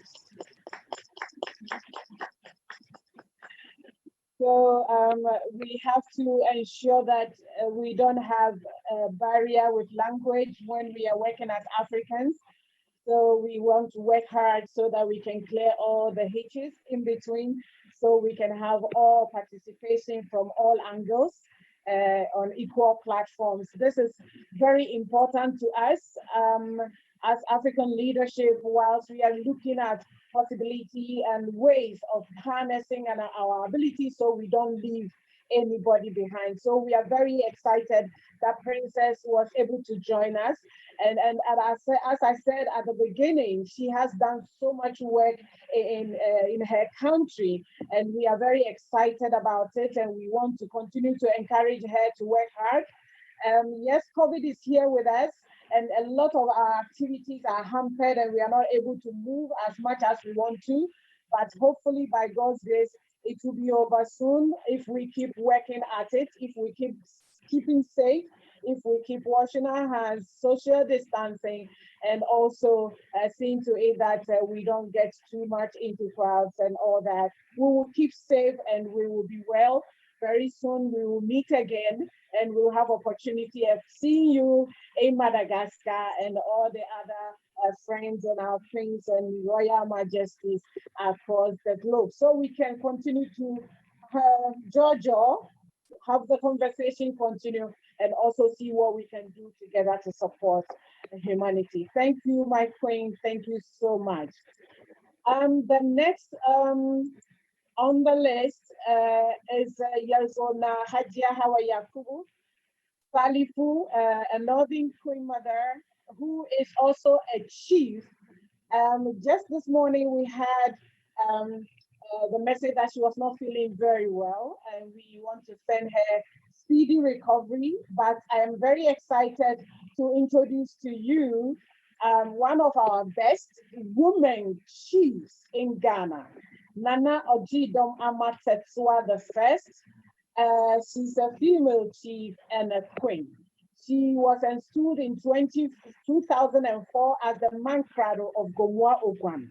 In our parlance, if you say Mankrado, it means a man, a position for the man, the head of the Ogwan, divisional chief, actually. So she's actually a divisional chief, a big person as such, of Gomwa Achampin traditional area. It consists of 251 villages and towns. It's in the central region, and he's also the Fansaforhene. Fansaforhene is the Fanti community that have migrated to the metropolis, Accra Tema community, and she is the Fansaforhene. So she's still a chief of the people who have migrated from the central region to the Tema and Accra community. And she is also an expert in ADR. ADR means Alternative Dispute Resolution Center in Tema. She has been supportive to children in her community, giving them educational items and also supporting the women and children in her community. At her ADR office, she ensures that children who are troubled from broken families get the proper education and care. And she places priority on children and widows. Nana always is invited to speak at festivals and other events. I am very happy to welcome Nana Tatsua to speak to us briefly about some of the things that she's doing, the kind of leadership role she's playing, and also talking about the topic we are looking at today, some of the cultural practices that we are not excited about, and we are all as cultural leadership ensuring that it does not happen again. So Nana, could you briefly, in a few minutes, share with us what you are doing in your community and how we can harness your abilities to betterment of humankind, Nana? Thank you.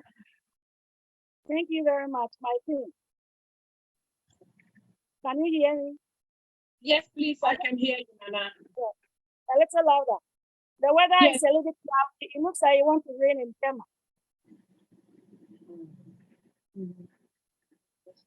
Am I okay? Yes, yes, Nana, you're okay. We can hear you. Thank you very much for all the speakers who have spoken ahead of time. And it's very sad that many things that are happening to women and children are always being done by our own women and children. When we bring it to the office of the children, sometimes the man cannot take care of, a little louder, right? Okay. Sometimes, am I okay?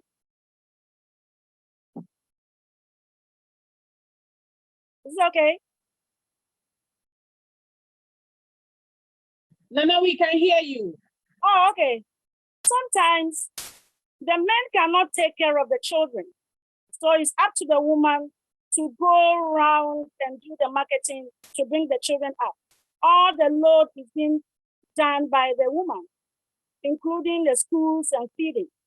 When we go to our cultural practices, the man just come in and give you the children and then he's gone. When you go to complain to the practices, the ADR or the court and everything, it's like, oh, your mother was doing that, so I can work. So the burden is still on women. In our cultural practices, the human rights practices is going on, and it's so bad. When the woman loses the husband, she still has to go through those rights. And as I'm speaking to you, I have about 3 cases on my table that we have to grab. It's the women, the sisters of the guy, or the mother and other in the community, or the family, those trying to stop the wife from benefiting for all the chores that he and the husband has done. So as we go on, it's up to us, the women of our communities, the leaders, the queen mothers, our minister, our honorable minister, sent by you to help the women so that we can bring ourselves together. And then we can also understand that before we can get our everything going on, it's we, the women, who has to do our best. The men are trying. They're putting me on a men's stool. I am a woman, but I make laws in the village. I'm part of them. They are not too bad that they used to be. Like they don't want the women to talk. We are not speaking, we are listening. But who is practicing it? It's the women practicing it. So in addition to all what they have said, I'm saying we have to hammer the responsibilities on women to go on and do it. Thank you very much.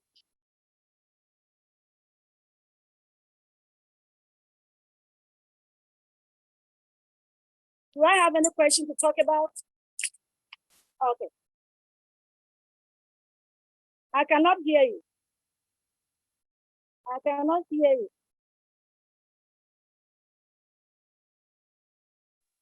I know that you have a lot to tell us. We are happy that you made it very concise.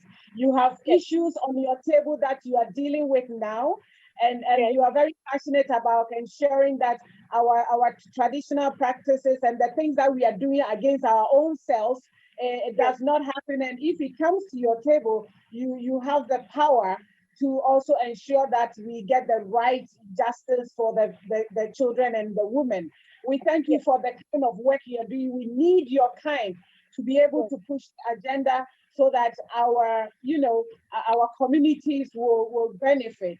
Thank you very much, Nana. And please, you be on standby because I know there will be questions coming up.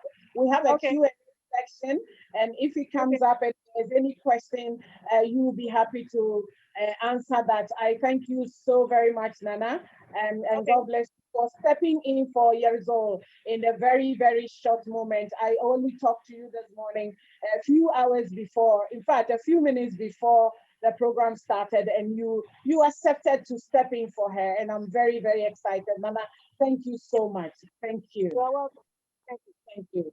So at this moment, Your Majesties, Your Royal Highnesses, if you give me a few minutes, we will move on soon to the next person coming in from Central Region. His Royal Majesty Tani Robinson will be the next person to speak to us. His Royal Majesty Tani, he's Dr. Tani Robinson, is the traditional leader and king of the Tinto Mbu in Manu division in the southwest region of Cameroon. He doubles as the de facto Secretary General of the Southwest Chiefs. He is equally the Secretary General of the Council of African Traditional and Native Authorities, including kings and monarchs from Africa, with head office in Benin. Dr. King Tani Robinson is the Secretary General of RECTRACT, the network of traditional leaders for the sustainable management of ecosystems in Central Africa. He's also the indigenous African leader and president of the African Indigenous Governance Council with headquarters in South Africa.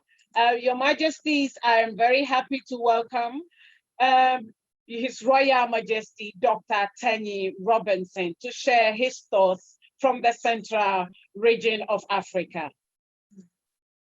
You're welcome, Doc.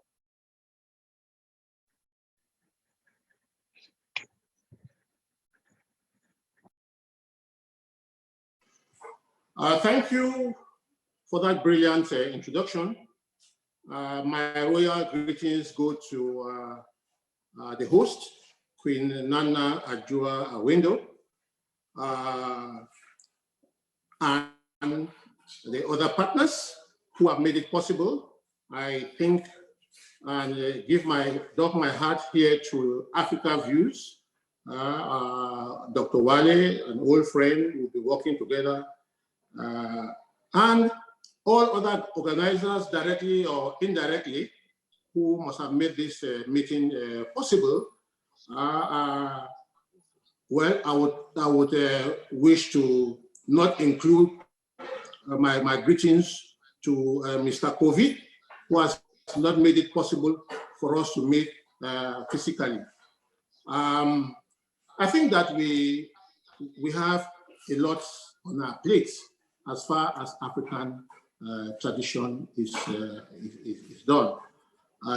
We unfortunately we have eminent majesties.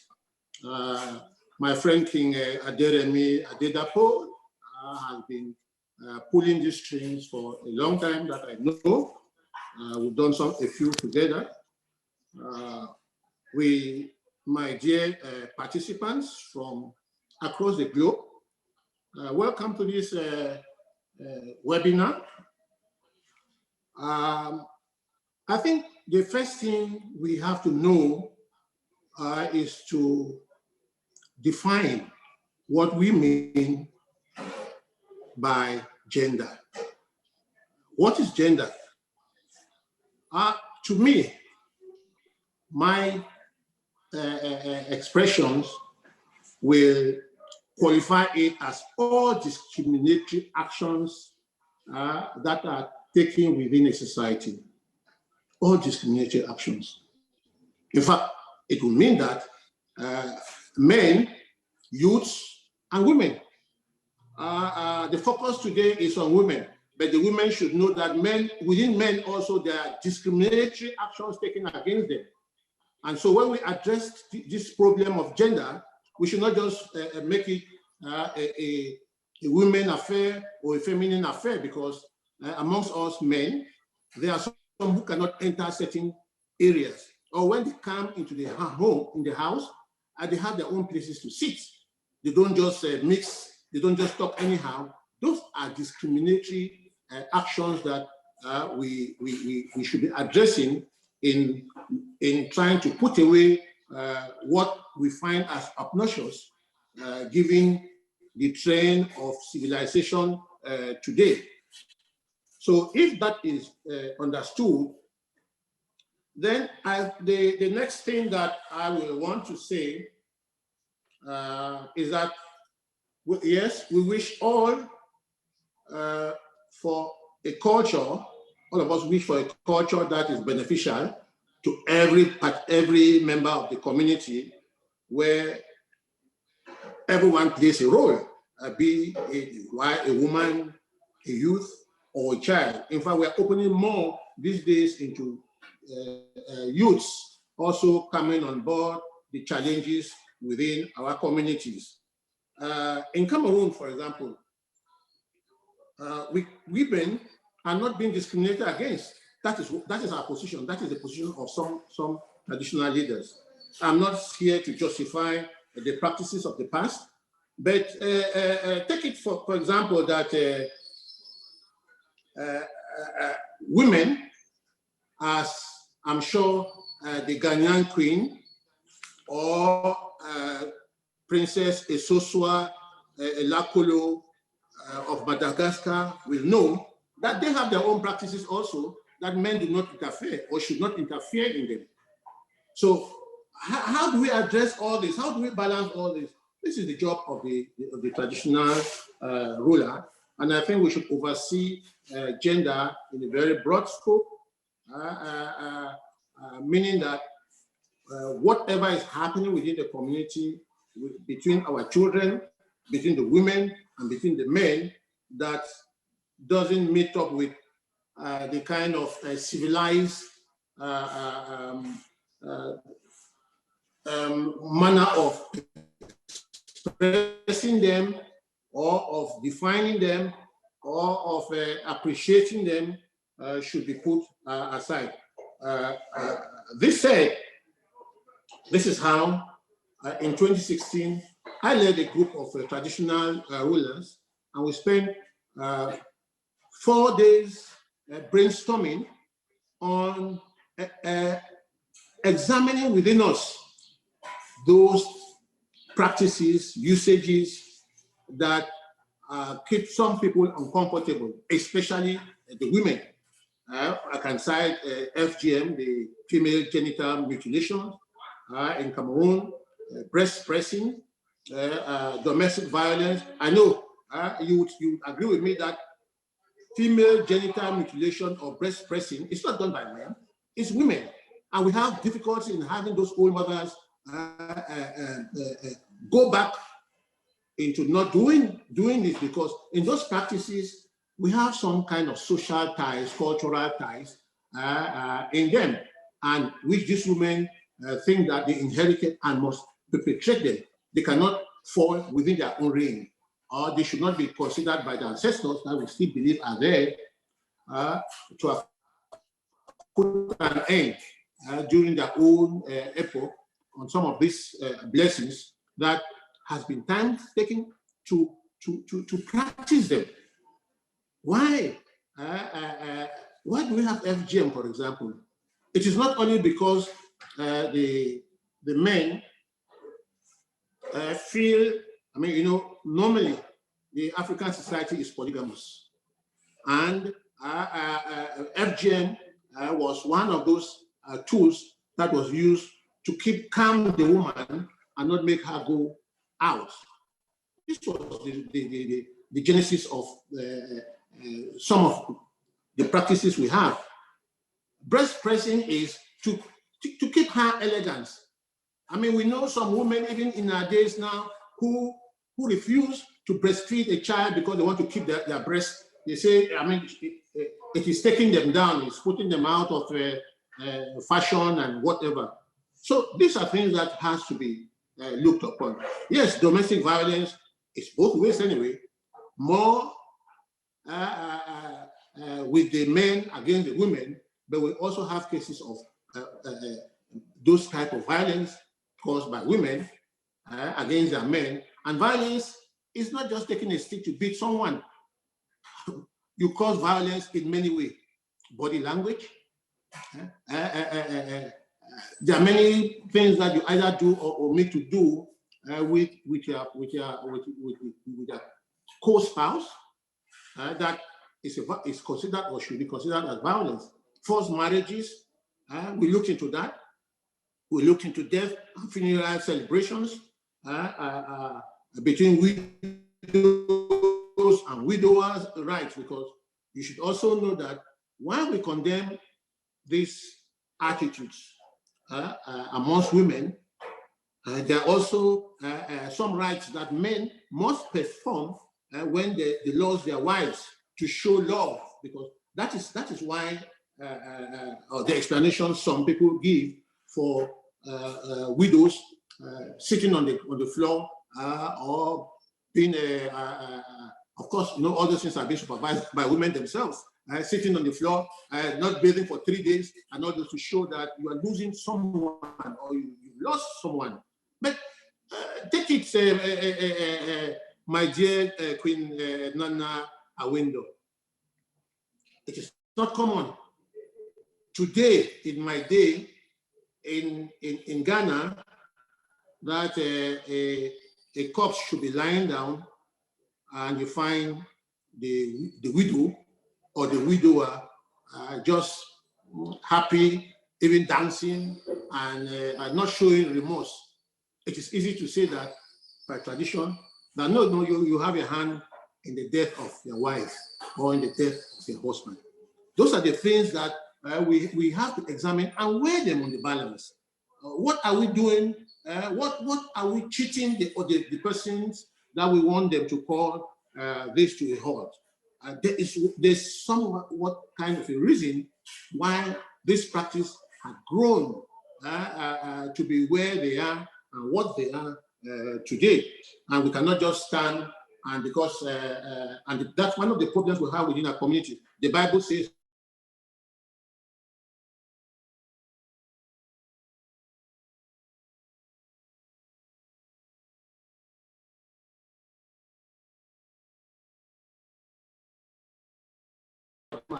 I mean, the church is made out of 8, is made up of 8 out of 10 who are women. In most churches, anyway, especially the revival churches today.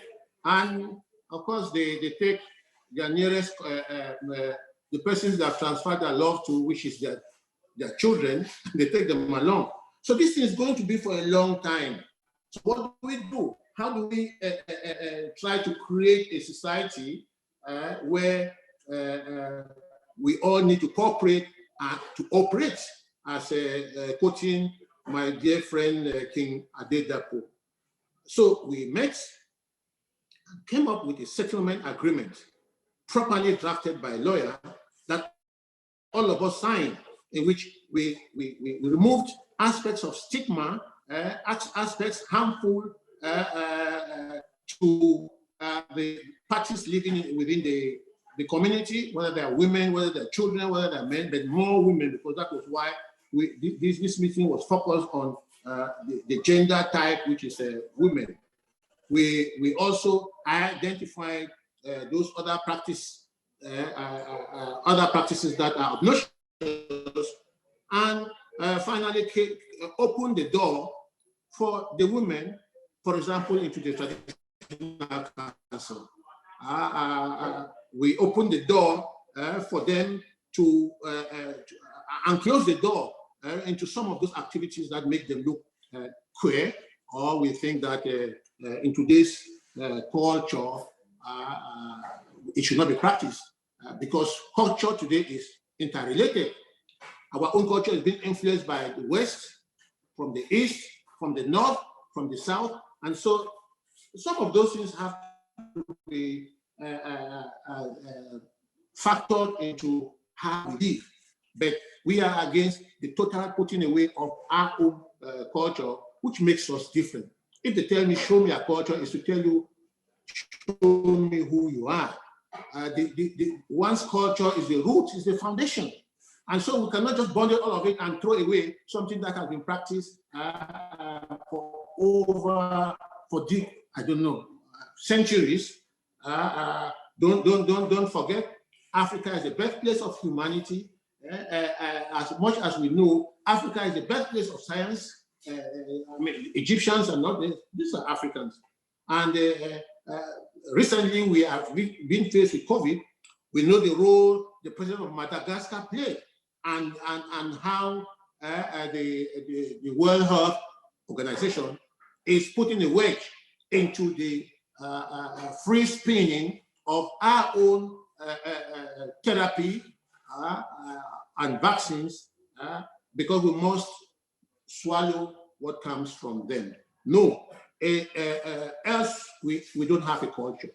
Else we will be standing by and propagating or promoting the culture of other people. We stand by our own culture and consider the others as of goodwill. While they should be able to take in some of our own culture, you can see with the some churches, the Catholic Church, some years back, I'm not Catholic, I'm not Roman Catholic, but they have adopted our culturalism. African culture is being used. They sing the songs, African songs in the churches.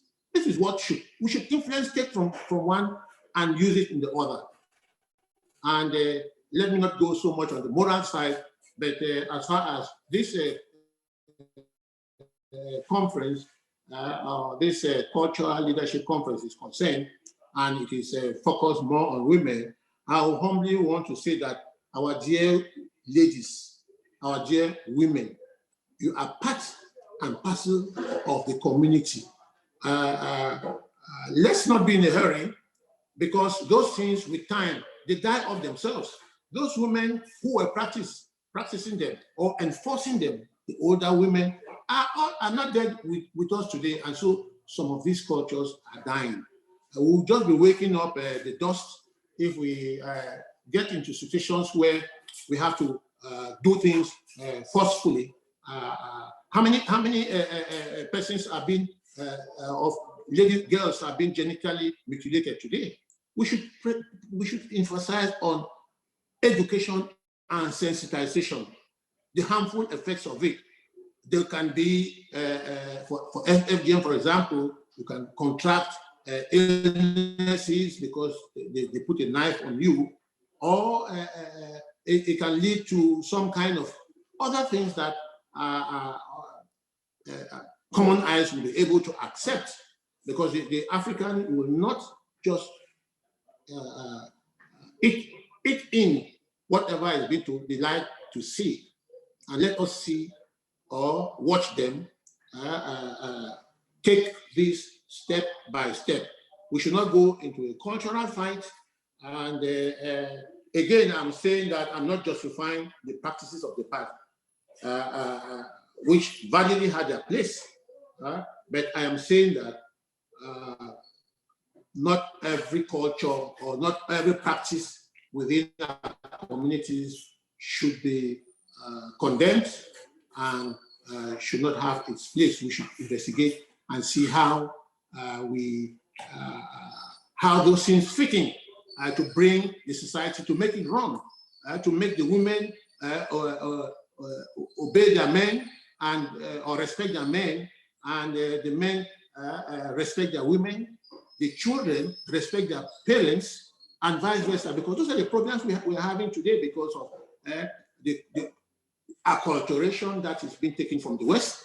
They watch things that go on in the video and the television, and think that disobedience is a proper way to go, because his age mate in the UK will not tolerate the father calling him, or the mother calling him to order, he has to call 911.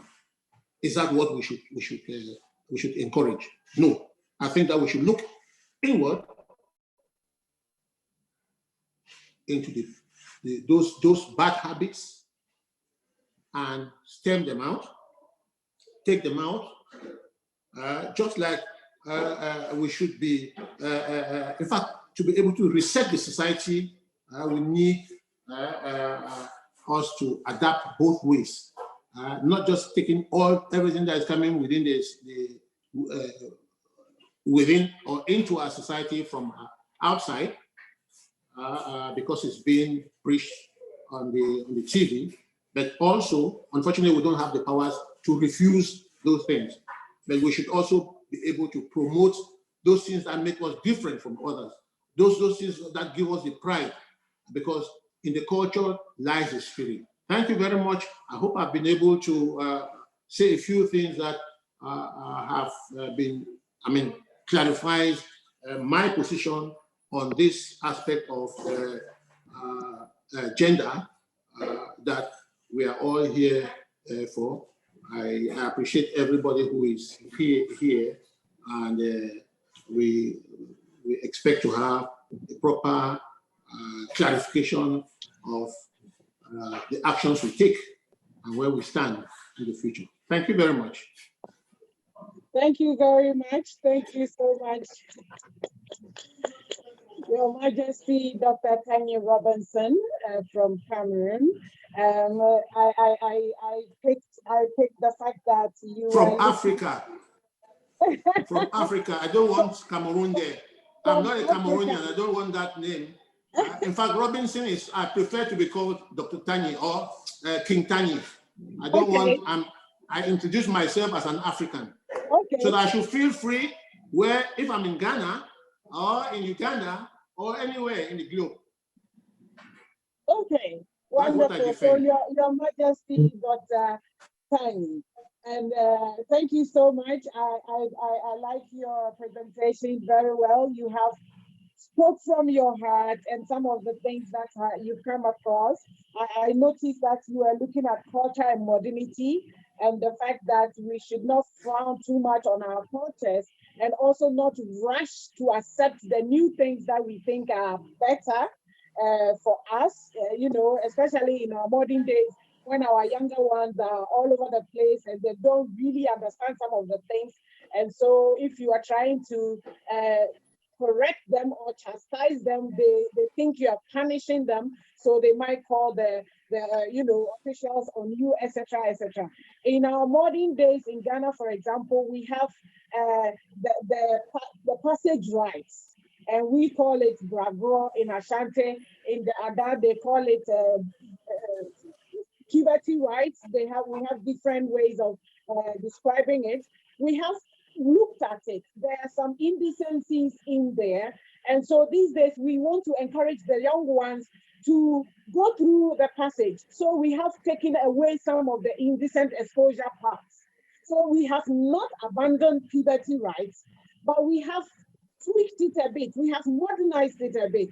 So the younger ones will find it exciting to go through it. For example, olden days we used to bathe the girls, the young maidens in public, for them to, not in public, but to a number of women to examine them to whether they are still pure, But now these days, we bathe them all right, but we take them to the riverside, and in a very private way, just like 2 or 3 people can look at the maiden and justify that the maiden is pure.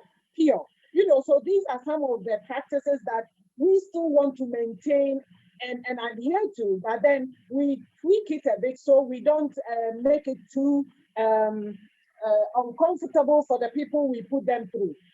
So talking about widowhood rights, in Ghana, yes, we do widowhood rights, but in some cases, the requests or the expectations of the family, especially when it is a woman that has lost the husband. The other way around, you don't see so much happening. But if the woman loses the husband, you notice a lot of things being done, a lot of demands, a lot of sleep at this time, bath at that time, put your feet in the bowl for whatever time, and we have to scrape your hair. So many things happen that makes the widow, already grieving widow, very, very uncomfortable in addition to her grief. So some of these things are very uncomfortable, and even if we talk about domestic violence, these things are not humane for us to put our women through. And you said it, Your Majesty. And Nana, our chief in Ghana also mentioned it. Most of these processes are being initiated by women. And so sometimes you want to ask yourself that if you're a woman and you do this to your fellow woman, what happens if your husband dies? Would you want to be taken through the same processes? So we are, as leaders, cultural leaders, finding ways of managing the conversation so that we don't seem to be too harsh on culture, but we are trying to bring sense in the new things that we want us to accept so that we can appropriate it nicely. Basically, these are some of the things that comes up when we are discussing these inhuman aspects of our lives. And I'm happy that we are all embracing the fact that gradually we'll be attending to issues like this, and our community obviously will eventually be a better place to live for all of us. Thank you, Dr. Tani. Thank you, Your Majesty. Thank you, King Tani. We appreciate your presentation so much. We will quickly go on to speak to our next resource person, our next royal from the north. And he is in the person of Professor Bwali Abdallah El Mazougui. I will take just a few seconds of your time, and just to say that the Professor Bwali is a coordinator of North Africa Forum of Sovereign and Traditional Leaders from North Africa. He is the coordinator for the North Africa version of it. So you see, we are expanding our network and we are getting bigger and wider. So eventually, one day, very soon, we can have a huge communication or conversation of all the networks that we are now engaging with, so we can look at aspects of these issues that are concerned to all of us, and we can attempt to tackle it one after the other. Professor Bwali is a trained mechanical engineer specializing in solar energy. He's a human rights advocate, representative and coordination of the Northern African Royal Kingdoms. He's also the editorial director of Les Zain El Arab. Professor El Mazougui, please, the floor is yours.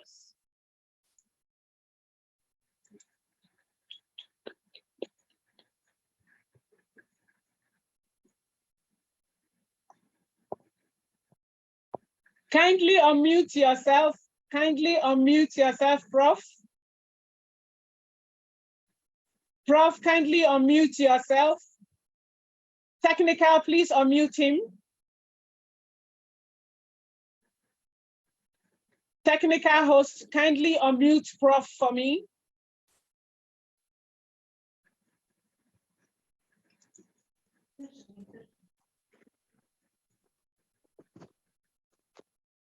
Toutes les religions du monde cherchent l'unité et la paix pour l'humanité, contre le terrorisme.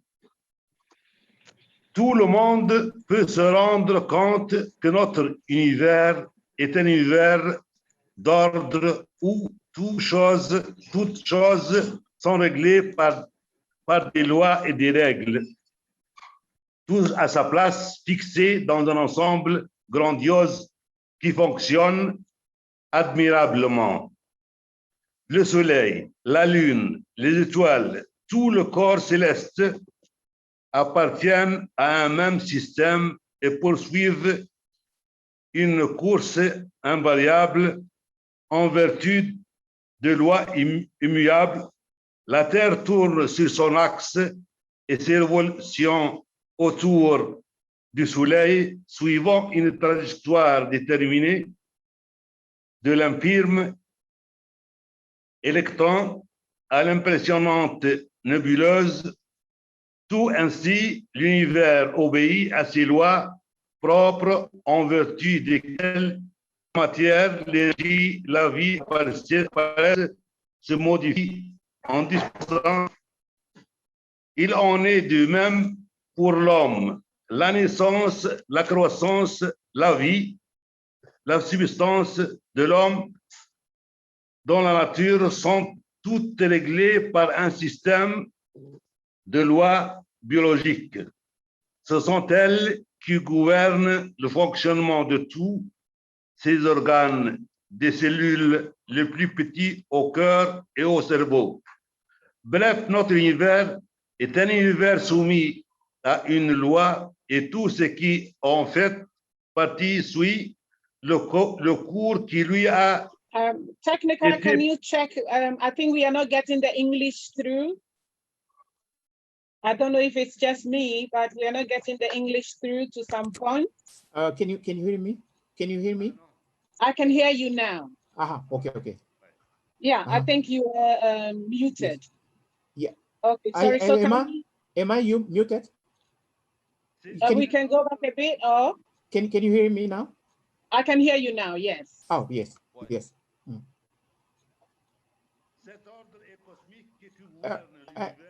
And the order cosmic that rule the world and they follow the rule that the creator is the master of the universe. Every frontier, border, they obey the rule, and all the universe, they obey. You need to submit to the rule of God. The moon, the sun, and everything, the heat, all the creator, they are submitted to the law of a creator.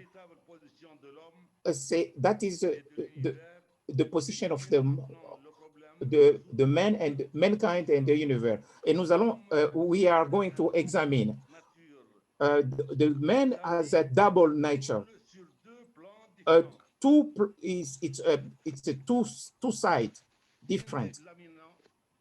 When we examine the problem on the angle, one angle, they have a two nature, and the life of the man.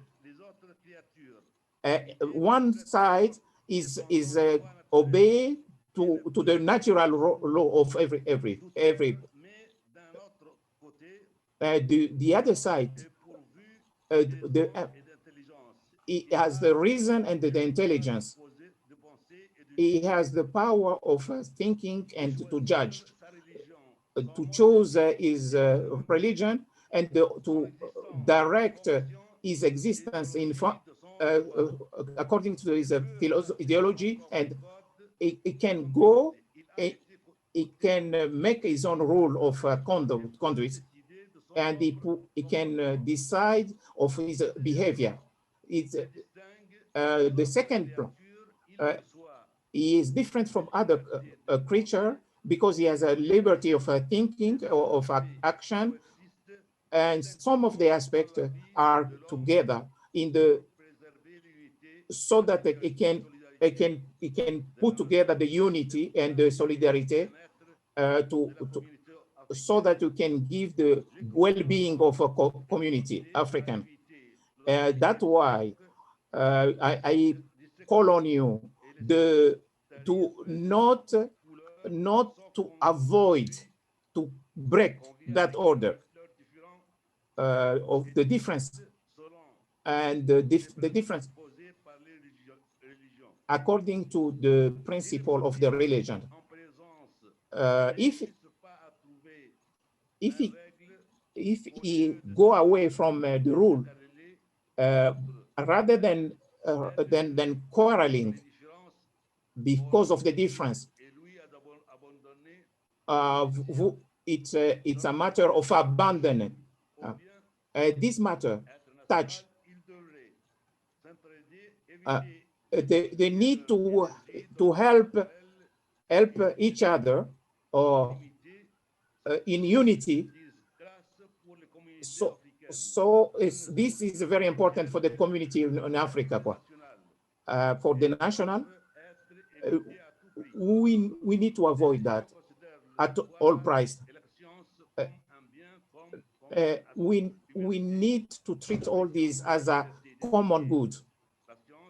We need to work with the science and the application according to the civilization and the lifestyle of. We need not to interfere on other. Priority needs in the mentality elitist to adopt the civilization that will make us forget our and that will destroy our inner being and our conscience, and will feed the complex of inferiority. And thank you very much. Thank you.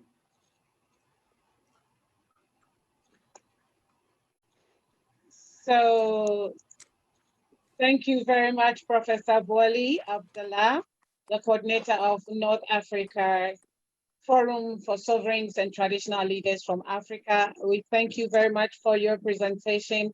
We are very mindful that as royals and as leadership, our support for the system will let it grow.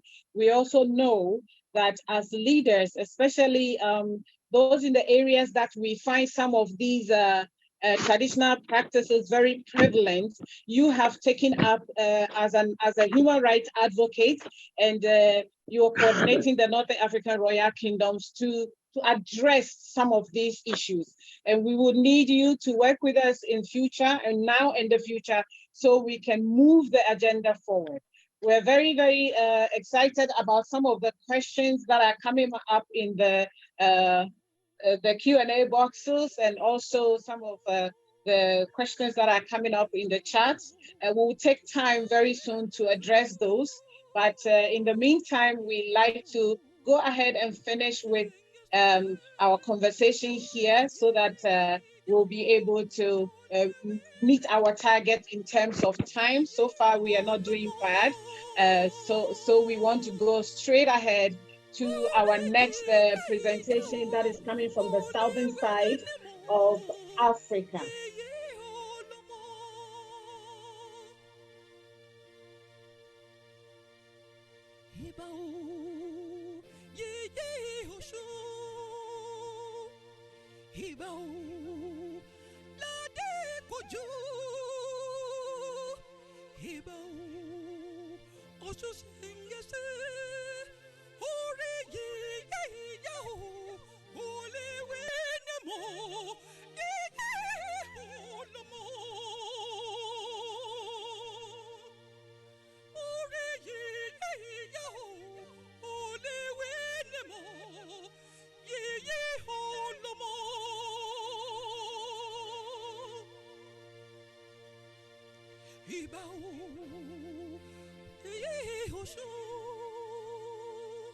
Hibau